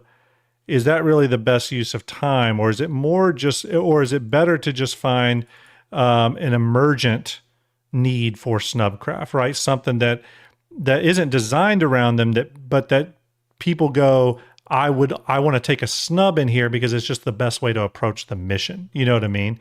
Right. Not, oh, we must take a snub in here because that's how CIG designed it. Does that make sense? Yeah. That's ultimately what I would prefer, obviously. Yeah. Okay, let me see here. I'm grabbing. Yeah, I'd take the Hornet any day of the week over a snub. Art would take the Hornet, everybody. Yep. And the Redeemer can fit into the trench and the TSGs. Yes. Yep. We've done that before. It's interesting. As long as you have a good pilot, it works. More often than not, the trench run is a lot of capital ship waiting while all the fighters get blown up in the trench. Yeah. Not to their fault. It's not their fault. It's just, the chaos of the trench. But Yeah. Yeah. Yeah. What's your in your org's review of the tactical strike groups right now and just in we like general? it. Yeah. It's good. It's good fun. It's a good way to get, people together and kind of do something quickly. Yeah. Over like burn an hour or so especially if we got them planned and ready to go. People are there and ready. Quick run through. Everybody kind of knows what they're doing. We can kind of speed run it a bit. It would be nicer if there was an increased difficulty to it, like a tiered system. Yeah. So we could, for an increased payout, we'd have maybe twice the enemies, or but at this point, even with the state of the patches, we haven't been really playing at all. Yeah. Everybody's kind of MIA at the moment. Yeah, it's a little rough out there. I mean, I've been large. I told you this too. I've been largely avoiding Star Citizen, not because I'm frustrated with it or anything. I've just been in that state where I'm like, you know what? I want it to get to a place where when I do try out some of this new stuff, it's enjoyable and I'm not fighting it. You know what I mean? Sometimes I love getting in there and testing and being messy and all that stuff. Lately I've been in a situation where I've been like, I'm gonna try it when it's just a little bit more enjoyable. And that's partly because I just have so much stuff going on right now with Summit and other things. And again, Same. I ultimately think it's not bad sometimes to wait and just wait for things to be good. Nothing wrong with that. Yeah. How do you feel about the instancing stuff coming? Maybe. Question mark. Possibly. Yeah. I'm happy that it's coming simply because I do look at instancing. If you go back to that 1.0 presentation, I do look at instancing as one of those core gameplay things that CIG does need to have for, I don't know if in-game is the right word, but when CIG laid out the Star Citizen 1.0 presentation, they were pretty specific in that instance content was going to be a core, what's the right word? A core pillar, I guess maybe is the right way of saying it. Right. Like a core pillar to the in-game stuff. So from that perspective, I think I want it to mature, so I'm glad they're getting it in. And I would say the same about all tech. Again, we have that age-old conversation about you play the game for now or do you play the game for later? And for me, again, I don't so much care which. I just want them to get features in the game, even if they're messy, because take a look at anything, whether it's medical or, inventory. How many times does CIG put a system in the game only for people to test it and CIG goes, oh, okay, actually, we're going to redo that. You know what I mean? Inventory is a good example of that. We're on like our third or fourth version of inventory, and that's natural. It's not a knock on CIG, but sometimes this stuff just has to be tested at scale to see if it's going to work. You know what I mean? That's why I don't want them to wait to get all this feature tech and get it in, because some of it's probably not going to work. And we need to know that now, not a month before, you're trying to get 1.0 into beta. So, I don't know. That's my thinking there. How do you feel about them setting Siege to, 4 people currently? Well, before they took it out, mind you. Is that what it's set to, is 4 people? That was what it was set to, 4 people. Mm. But they didn't say that was what it was going to be. That was the number they threw out at first. I've not heard them change it though, but yeah, it's that's obviously pretty limited. I mean, I imagine that is not the intent, right? I would agree. I would agree with Santa there and just say that 8's a solid number. I think 8 for Siege. Yeah. Yeah, I could see that. For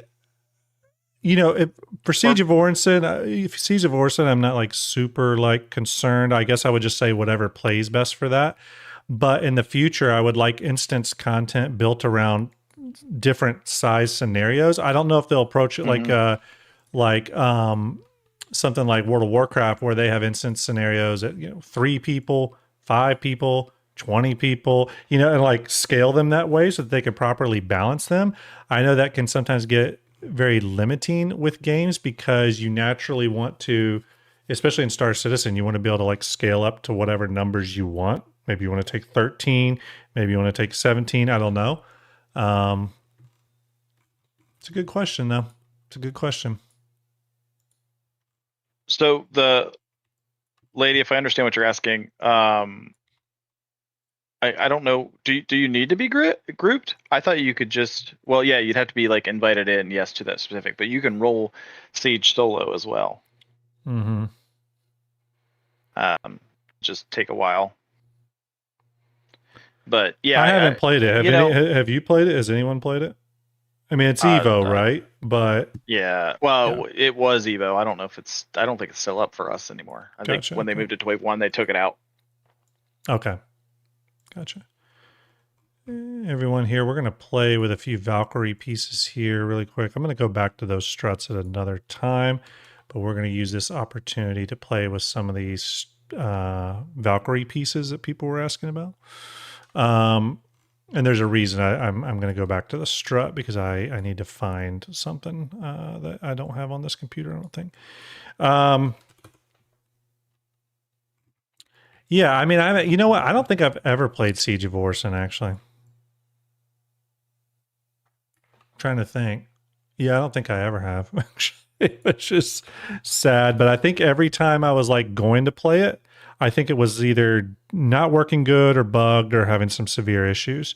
And then whenever it was working correctly was a time I was just not playing. So, okay, we're just looking here, everyone. We're trying to see if there's a good place for this. You can't have any like side engines like this up here, I don't think personally, because they're going to be blowing exhaust right where our hangar doors are open. So we need to keep this stuff clean. We've already got these big pieces out here on the sides to sort of make our engine assembly. Can you move them back to the front and angle them low below the door? Possibly, although the door sits pretty low already. I mean, if we rounded out the you bottom. You mean like if it like was angled like this? Yeah. If we rounded the hull to kind of. Ben Curtis, if you're watching, I don't love it. This is an art idea. I don't love it. I don't love it. Take it back. There you go. Art says he loves it, everybody. Right there. I don't love that at all. No. Art don't like it. I mean, I guess these could technically, but again, I think they get silly looking. You could make them much smaller and just have them like perched up like, let me see here. Again, sometimes things just don't work, people. You try things and they're ugly. What can you do? Yeah, I don't think that's even not terrible. It's not terrible. It's like probably the better. But it's kind of comical because of the size. Just like, what are you helping turn? What is this doing? Yeah, I mean, ultimately, what I think is, let's go back to our original sketch here and those Liberator engines, right? And just grab one. Actually, let me strip it of textures really quick so that's not crazy looking. We could hide them in a chunky wing. Let's see here. Skachivo. Rabbit likes wings. Rabbit likes wings. Okay. Ultimately, what I'm thinking is we'll have to redesign the rear engine elements here to sort of encompass it. But ultimately, I think the idea was just to put the big old honking engines back here. Yeah. You know what I mean? For main engines. For main engines, obviously. Right. And then for VTOLs, we'll have to work that out. Underneath, it'll have VTOLs sort of built into the ship. Well, we could still put some smaller engines on here in various places, but I mean, this is a big carrier. It's going to need some honking engines. And if you're flying up to the rear of this thing, you do want to make sure you're right on that center line, because if you don't, you're going to get barbecued hard. Yeah.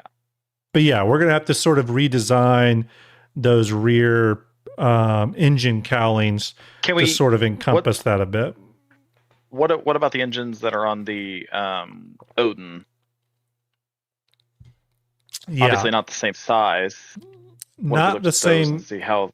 not the same size. Let me crack open the Odin really quick again. I know, as you've already closed it for the millionth time, I'm gonna ask you to open it up again It's because it's all a good. We beast. got it right here in the old recently opened stuff. I will say this: I do like where we're headed with this, right?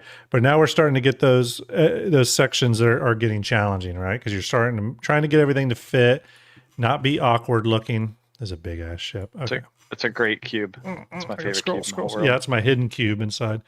Um, all right, there's some engines Ooh. there. Let's grab this bad boy here. Where's this engine at? Here it is. We're I going actually like the to smaller two on the outside. The these. two, the left and right ones. Yeah, Yeah, let those me. seem like they might fit a little better. Okay, let's grab that. Let's go into here. Let's paste it so that it's not too crazy because it's got all kinds of like crazy textures on it. Let's just gray it out really quick here. And let's get it in place. Because what we could do, since we're starting to think about this, oops. What we could do, instead of like big honking engines, right? We could do something where it's Flattened. Yeah. or we just go smaller, right? So like And stack them. yeah, stack them. I like that. Which is done on Anvil ships. That is something that it has been done on other Anvil ships. And it would fit. And what you could do is you could, let's say you have two in here, right? So let's say you have two in here. We'd have to kind of get them in there a little better and build out the engine space a little bit. But you get two in there, and then in this little piece here, you could have a trio of smaller engines as well, right? Right. So so from the rear, it kind of have that Kraken look where, like, if you see it from the rear, you're just like, holy shit, the thing is laden with engines, right? Which is kind of a cool thing. Yeah, I could see that. It does make me think back in the day, though, for anyone who remembers the early Carrack concepts, which I don't think I have that handy. Let me see. Carrack concept art. If you remember, oh, yeah, here it is. Way back in the day, CIG wanted Anvil ships to. Oh, actually, someone's got the perfect image here. Let me bring this up. I'll switch over here. Way back in the day, before CIG made the Carrack engine circular, they really wanted. Actually, where's my middle monitor here? Sorry, everybody. I got too many monitors here. CIG really wanted Anvil to have like these angular engines, and you see it here on this early Carrack concept. And then CIG did away with that and went with the circular engines. Now, to much controversy, to be quite honest with you, there was a lot of people that really dislike the Carrack's engine layout now. That is a common thing I hear. They say that the engines look a little too puny for the ship. They like the big, like, trapezoidal kind of engines from the Carrack. But it could be a fun callback where if on this ship you have the circular engines, but then on these side nacelles, maybe there is some like advanced Anvil tech that's got some of those weirdly shaped engines, kind of as a callback to the original Carrack. That could be kind of cool. VG says Anvil C8 series has the angular engines. I dislike the Carrack engines too. Yeah, that's one of the biggest complaints I hear about the Carrack actually is the engines. People dislike them. So okay. So we haven't totally like figured the engines out, but I think we're at least on like a path. So I'm just going to get that in there. So at least we have sort of a general idea of what our engines will be, and we can obviously iterate on this as we go forward with the ship. But maybe they're supposed to stick out just a little bit, right? But it might end up being something like that. I dig that. the stack design. I think that does work to some degree. We'll build out some additional structure there to make it feel a little bit more integrated. And then on these things here, maybe we'll have some advanced new prototype style engine, because I put these on here because when you take them off, it starts to resemble our original concept. Go ahead. Yeah, I was gonna say it's literally the Liberator. Yeah, it's like if I take that piece off, it starts to look a lot more. I mean, it's not bad. It just starts to look a lot more like our original concept, which was this one here, if you remember, where it's just got the straight edges on the back. So that was why I put those little side pieces on there, just to make it fill out and give the back space, more room for engines. It looks a little too delicate for Anvil without those pieces. And I don't know if those are going to be the final pieces or anything. And for reverse thrusters, we're going to build this out. You can see a little bit of structure in here now, but we'll build that up to fill the entire front vents here. And then those will be your massive reverse thrusters, because you have to count for that for ships. We do still need to build the door system, which I think will be very, very important. And I'm honestly thinking possibly double doors for this interior walkway here. Up in this area here, you can see we have this essentially a good chunk of area that you can walk along right here. I think this will put some additional windows in there. We're going to fill that out. We'll build out this front turret area. We do got to put some airlocks on the ship, obviously, all that kind of good stuff. But based off our discussions today, work I've done on the side, you can see that we're progressing. We're progressing pretty good here. I'm pretty happy where we're headed. I think we're fulfilling the original mission of this, which is that Anvil carrier to compete with the Kraken and stuff. What else? What else do we have question-wise?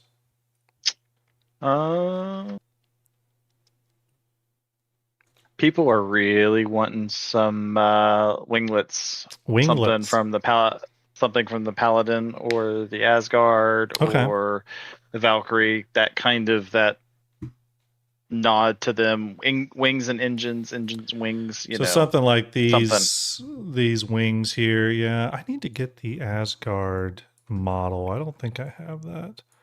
I don't have the Asgard or Paladin model, I don't think. Let me check. It's all via... Well, you have the Paladin one because I saw you pull it apart earlier. Yeah, that was right? That was the hollow model one. Oh, wait gotcha. a minute. Oh, wait a minute. Maybe I do. Let me open this up. Let's see. Let's see if if VMXEO graced me or not. Oh boy. Oh boy. Stand by, everyone. Don't panic. These are lights. Thank you, Starfab.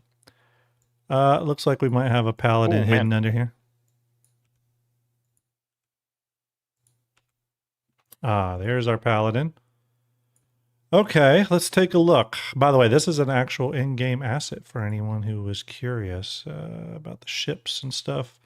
I can go inside here and there you go. You can actually see internals and stuff. It's crazy how built out these ships are. It really is.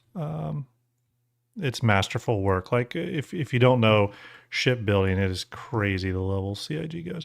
So this does have some wing elements here. Yeah, okay. We got engines back here. I'm just trying to look at what all we can maybe pull. Let me zero out these textures really quick, everyone, because they are crazy right now. Okay. And let me just do one other thing here.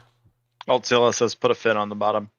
That makes it Kruger. No, can't do that. That's good. I love it. There's, by the way, the Paladin circular element up top, circular element on bottom. See that there? They continue the theme. Those landing gears are kind of cool. Like if we beef those up a lot, that could be kind of interesting. Yeah. All right, let's look at the wings here. Now, this is a piece that is supposed to break. You'll see these in the ship models too. So you can see there's a broken piece there. That is for when the ship gets damaged. Sometimes I do need to clear those though. And usually if you type DMG, it'll show you all the damaged pieces. So I'm going to pull all those out of the model real quick for those of you interested. I'll just pull it out. It's like excising it. There are the damaged pieces of the model. So we'll delete those. Sometimes I like to do interior. Is it? Nope, that's not what that is. Okay, so let's look at these wings here. Maybe we can pull pieces of this. Let me look at what all we're dealing with here. This may take a second. It's never as clean as you want it to be. Okay, let me grab this here. What if we so that top shield piece too, where the turret sits? Yep. Wonder if we took that and inverted it and put it on the bottom and use that to kind of make the front of the so it kind of folds out. Okay. With the wings. I don't know. That shield piece is interesting. Okay. Gotcha. On the top. The shield piece is interesting. That's and where are you thinking it's going? Maybe underneath. Okay. So we have something on the bottom. Okay. Gotcha. Okay. Let me grab this wing real quick here. Let's check this out first. We're just gonna slap it in there first and see what happens, everybody. Where is it? There it is. Let's scale it up. We gotta scale it up quite a bit because it's way too small, and that is probably way too big. And let's rotate it 180 degrees, and then let's scale it. Okay, getting a little crazy. Don't worry about some of these pieces here not fitting totally. We can always adjust that type of stuff. I'm just going to try the rear for a minute here.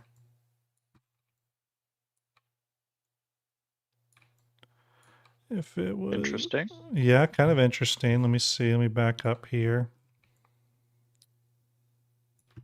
It's kind of weird because it kind of feels like it's hanging off.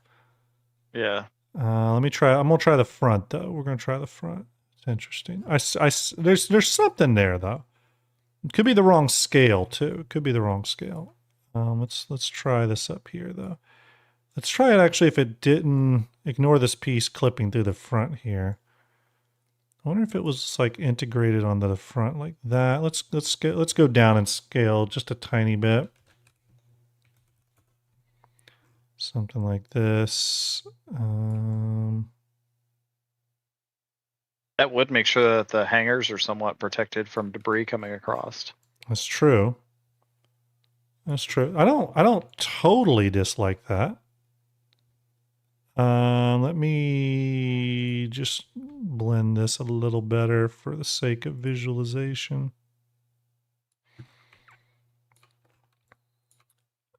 Again, maybe it shouldn't have guns on it because maybe that then like creates a weird bit of something.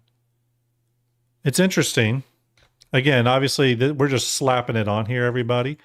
The goal, I think, to create something a little bit more elegant. And maybe those stick out too far. Matter of fact, they probably do. But imagine if they were, I wonder if they were more like this, right? Let me try some. I'm just trying to get, I always start with just silhouette really, first. Just basic silhouette. I don't know. That's kind of interesting. Gives it a little something. People are saying VTOL mount. Use that for the VTOL. Possible VTOL mount, yeah, instead of a gun mount, which I think I would like.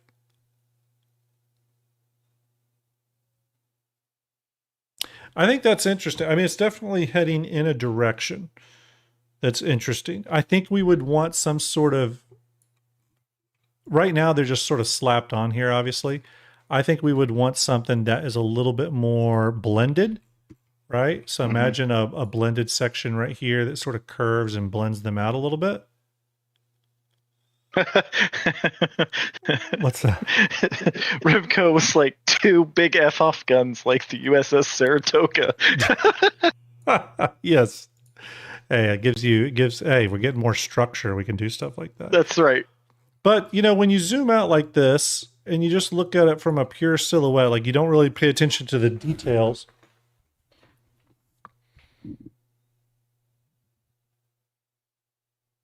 I do like it. I don't hate it, yeah. I don't hate it, like you said. It's a wonderful attachment point for that.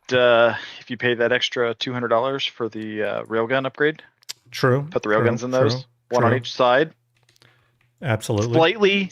slightly canted in so they fire at a singular point. Mm-hmm. I hear you. Someone was saying rotated down, maybe rotated at like a similar angle to those back canard things, whatever those are called. Again, nor this weird piece up here. It's poking out. Well, we can always trim that. I'm just trying to get an idea. Maybe slightly angled down. Could be kind of cool. Let's see. We're doing it live, people. We're doing it live. Yeah, it's interesting. It's interesting. We'll definitely keep it in the mix. I mean, obviously we'll have to model something specific for that. I just turned it off to where it's saved in the project. Let's look at what else is in the Paladin model here. You were talking this piece here, which is the big armored piece. And you were saying where for this thing? Underneath like at the, near where the kind of like at the front. So rotate it around 180. Yeah. And kind of push it towards the front and use that to maybe that part's open when the door drops. I don't know. Yep, maybe. Let me re-rotate it. Sorry. Yeah. Just that way we don't have a flat bottom. Oh yeah, we're gonna have to definitely build out this thing quite a bit on the bottom. It's pretty plain right now. It's a weird shaped piece, ain't it? It's unique. I like it. Yeah. I don't know how it would fit here, but it's you know. Yeah, that's interesting. We'll have to play, but we know we need something underneath there, and we'll probably do a big circular motif under here as well to kind of continue that. Okay. At the very least, this can remind us that we need to have something there, right? Yeah. Let me rotate it. Yeah, it could be, there actually could be something for some geometry like that. It almost creates like a little bit of a fuel scoop, which we could expand upon. I kind of dig that. We'll leave it for the moment. What is the underneath of this thing look like? Hey, look, there's that circle motif again. There it is, everybody. It's probably in 1,000 pieces. That's interesting. This part is interesting. I'm just exploring what we have. Okay. There's a lot of stuff. The railgun mount. Yep, that's it. That's the railgun. Actually, this ship is supposed to fly this way, just with just with a big ass gun inside of it. Yeah. Now, one thing I want to look at are these little wings here. Those are fun. Little fins. Yeah, they're kind of cool. I dig those. I'm just going to steal this. Group objects. Just a minute. Okay, we accidentally grabbed a few extra things. Let's kill that. I don't know. Okay, let's do this. Sometimes these little pieces can make all the difference too. So like if we go back here, this is probably riveting streaming right now, by the way. Oh gosh, that's way too big. Stand by. But like if you had this, oops, no, it's not what I wanted to do. Negative. Yeah. Like if you had these little winglet pieces. Oh yeah. You know what I'm saying? On that edge. Sort of create it, which is also very reminiscent of the Odin. Of the Odin.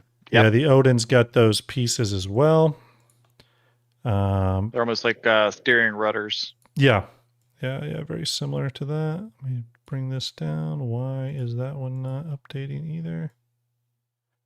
Okay, again, I'm just getting into the same flavor there. So that could be something. It doesn't affect the overall look and feel, but it does give you a little something back there. Again, you're looking for personality. You know what I mean? You're trying to give the ship a little bit of personality.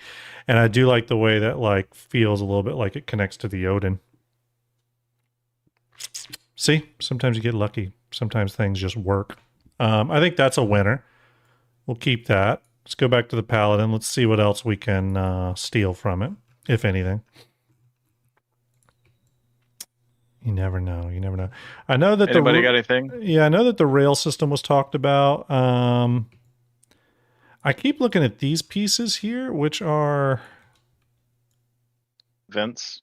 You could use those in the front, can't you? Yeah, that's exactly what I was thinking. Possibly in the front. Another thing I was looking at was the gears, which we would have to scale up on kind of a massive level for a ship this big and this heavy. But we'll go underneath again really quick here. Let's turn that off, save it for later because it's going to require some modeling. Let's paste our gear here. Okay. There it is. Baby gear. That's it, people. We're done. We are officially done. Yeah. This obviously still wouldn't work because they usually go for ultra heavy looking gears on ships like this big, and it just doesn't have enough. But it's funny. But we may be able to keep it like a 90, so they set out. Oh yeah, maybe so. Let's go that. Yeah, you maybe could do something like that where they like fold it out. I see what you're saying. And if you had like Kraken style where you had more than one in a row. Right. You know, maybe something like that, which I think is cool because it does reinforce the heaviness of the ship. You know what I mean? I mean, that's pretty beefy right there. Maybe Anvil wouldn't do that big. But you never know. I mean, a giant carrier that's carrying 2 medium ships, it probably would have some serious,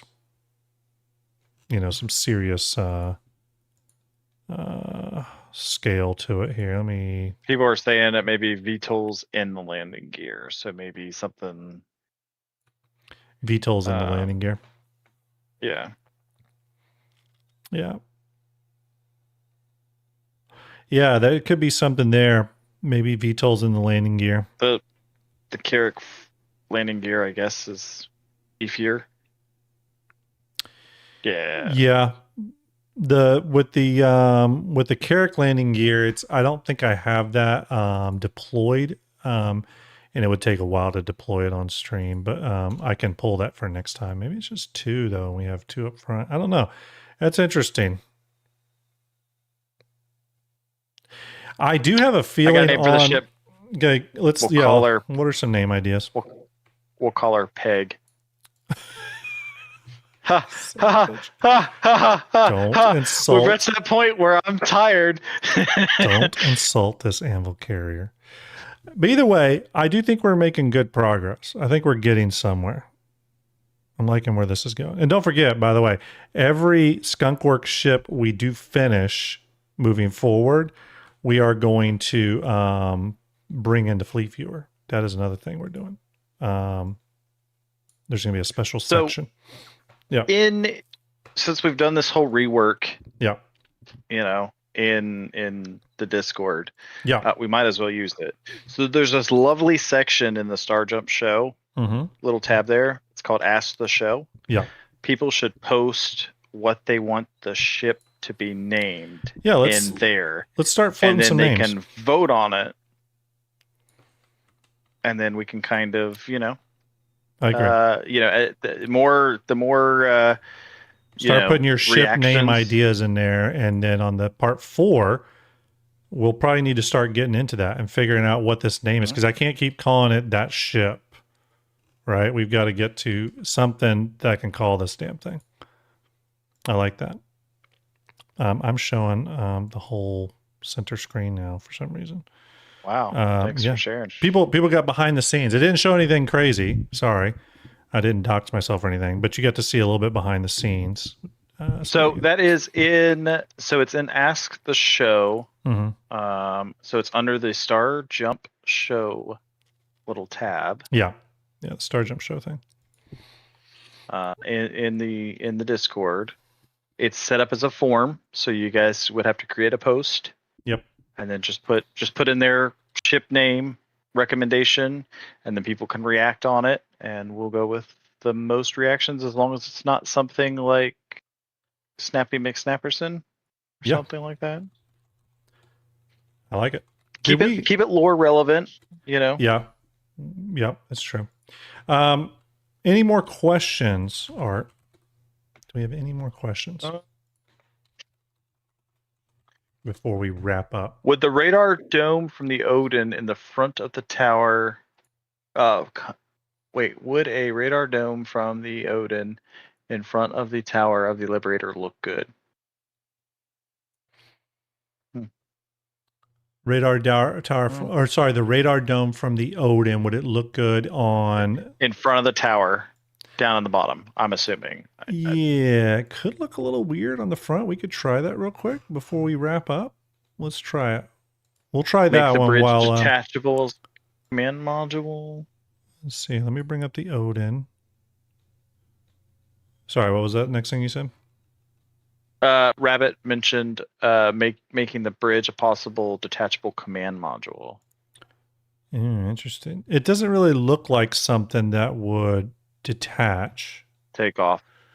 Do you agree? I would agree with that. Yeah. All right, let's go back to our center monitor here. Let's grab that radar dome that is being talked about. Yeah, it's such a bulky bridge tower that, like, if it detached, it would just kind of look like a floating brick out in space. It might look a little weird. Where's our radar tower? Oh, here it is. Here it is. The question is, do I have that as a separate piece? That's the real question, which I don't think I do, because this is a hollow model. So we just, it's one piece. But it's all individual vertices. But what we can do is we can just cut it out. So we're gonna. I'm actually gonna put it. So I'm gonna go into I'm gonna go into ship discussion right now, and I'm gonna link the channel so you guys can see it. Okay. Okay, select. This is just kind of down and dirty here, everyone, so we can see if it'll even work.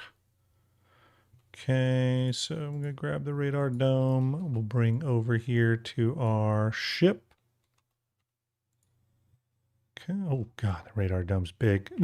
Gives you an idea how big this damn Odin is. Let me execute that center, and we will center this up. Okay, and radar dome all in front of the bridge. Obviously, you can't use it as is because it's massive, but we can scale it down. Something like, let's get it centered here. So what they were saying was something a little bit like that. And that is currently a pinned message in ship discussion. There you go. So I think that looks a little weird, but up front like that, but there's no reason why it can't go on the back, where it probably fits a little better. Just from a, to where it's not like blocking. Do we know what size radar that is, by the way? On the Odin? Yeah, what classification it is? I don't think they said. Obviously, right? it's going to outclass the Polaris's radar, but I'm curious. Yeah, like super. Well, I guess the answer to that is, what do they do with scanning, right? And does scanning have real meaning?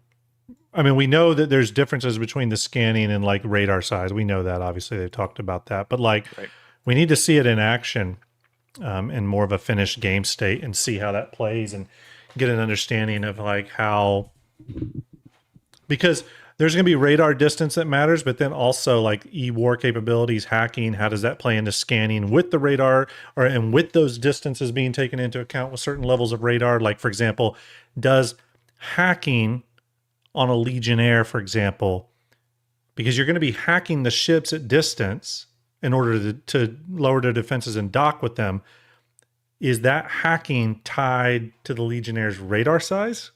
You know what I mean? And that distance? I don't know. I don't know any of these answers, but it's something we'll need more information on. So, to be short, how much does it matter, right? So, Everyone, before we go tonight, Starjump Summit again. I hope you can all make it. For those that are buying tickets, remember starjumpsummit.com. Tickets are going pretty fast. I'm not saying that just to be hyping it up artificially. Tickets are going pretty fast. And now that we've got another booked special guest with Sulci from Beyond the Verse, which I'm ecstatic to have him. I imagine we're going to get some of his community come over who want to kind of get to meet him and hang out with him and stuff. So again, it's, ticket space is limited. So hopefully you all, if you're interested in going, try to get your tickets now. Again, starjumpsummit.com. We got a really cool swag bag plan. It's literally what I'm focused on as we speak. Hart was hearing me talk about it earlier today. So it's going to be a really great event. I just can't wait to see so many of you there and so many of you in person. If you can't go, can't buy a ticket, but you do want to support us, we really appreciate that. It does go a long way. I cannot tell you how much it helps. There's a Ko-Fi link or a coffee link on here. You can donate to the event. Why would you donate at this stage if you can't go? I'll tell you why. Because the donations help us make this an event that we don't go in the hole on, that hopefully we can break even on. And if we are breaking even on this event, then we can do it next year and the year after. Okay. If any of you've ever been to a local fan-made event or convention, you'll notice a lot of times they don't make it to a second year. And that's because the organizers go in the hole on it. They end up going out of pocket quite a bit. And that can be very problematic for the longevity of the event. We want to try to prevent that. Shinobi Trip says, possible swag bag to purchase for the international crowd. So real quick on that. I'm just going to be transparent with you all, just because I generally try to be transparent. I did, for the first day or two, have it open to where if you donated, you even if you couldn't go, if you donated, you got a swag bag. I took that language off because we got a decent amount of donations, and I didn't want to overextend us on the swag bag we have available. I'm currently looking into that now and running numbers and stuff like that. I may reactivate that.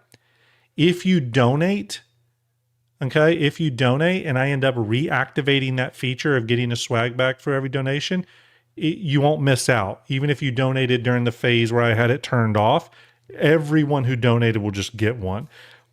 What I'm doing right now, though, to make sure I can hold up to all promises, is I'm running the numbers. You know what I mean? I'm running the numbers.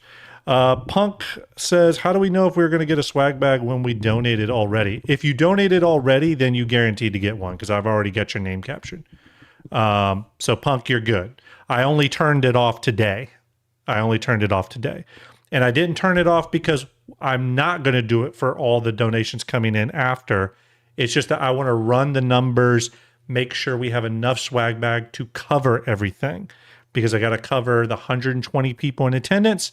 And because remember, it's the 110 ticket holders and then 10 VIP guests, and then the rest of the people who donated. I want to make, you're all covered. I want to make sure in our ordering process for the swag manufacturing orders, I want to make sure that we have enough built in for everyone else who's donating from this point forward. Okay. But if you do want to donate and I reactivate it, you will get one. Okay. But I'm being very careful, trying to be very transparent with it. So again, it's our first event. As me and Art have talked, when you run these things for the first time, you're learning a lot. I'm learning a lot when it comes to swag manufacturing, challenge coins, patches. For those of you coming that have always been a fan of Starjump posters, I know a lot of you have said, "Hey, can I buy one of those posters?" I don't sell any of the stuff that has CIG IP on it. It's all giveaway only.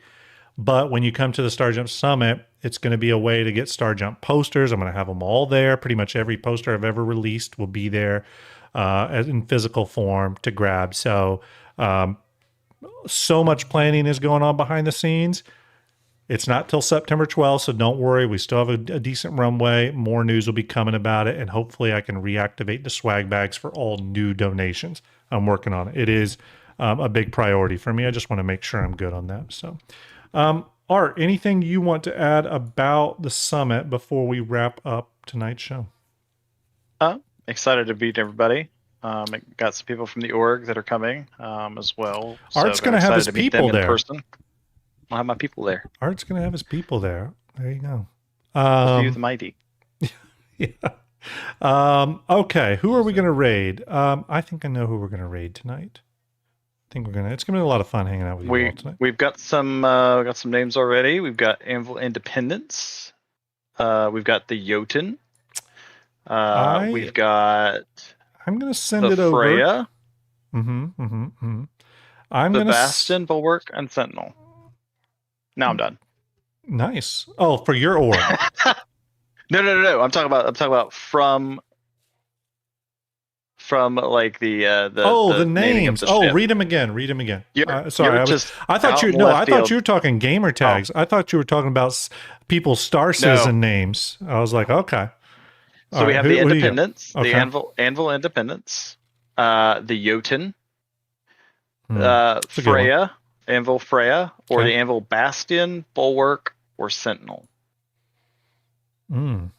All good. Bulwark is pretty cool. All those are great names. Mm-hmm. And when we're done, everyone, we're going to send this idea to Ben Curtis, and we're going to say this one's for free. Yeah, you're welcome. All right, everybody. It's been a lot of fun hanging out with you all tonight. We'll be back on Sunday night, probably with a regular stream. I am traveling into this week, which is why I don't have something scheduled already.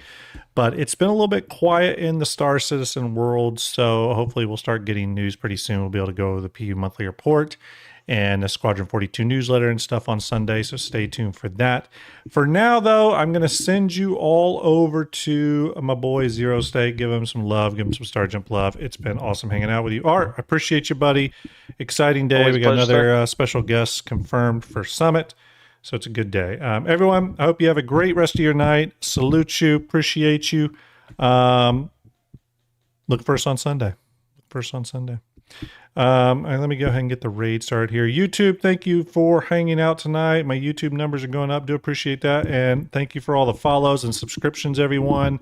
I greatly appreciate it. I greatly appreciate that support. Thank you very much. I didn't have the follower window up tonight because I was doing 3D, but usually I try to call those names out. I'll call them out on next show, and we'll do a catch-up on those. So, all right, everybody, have a great night. Love you. Salute you. Starjump signing off. Take it easy. And now that Twitch is away, YouTube, you take it easy as well. Salute.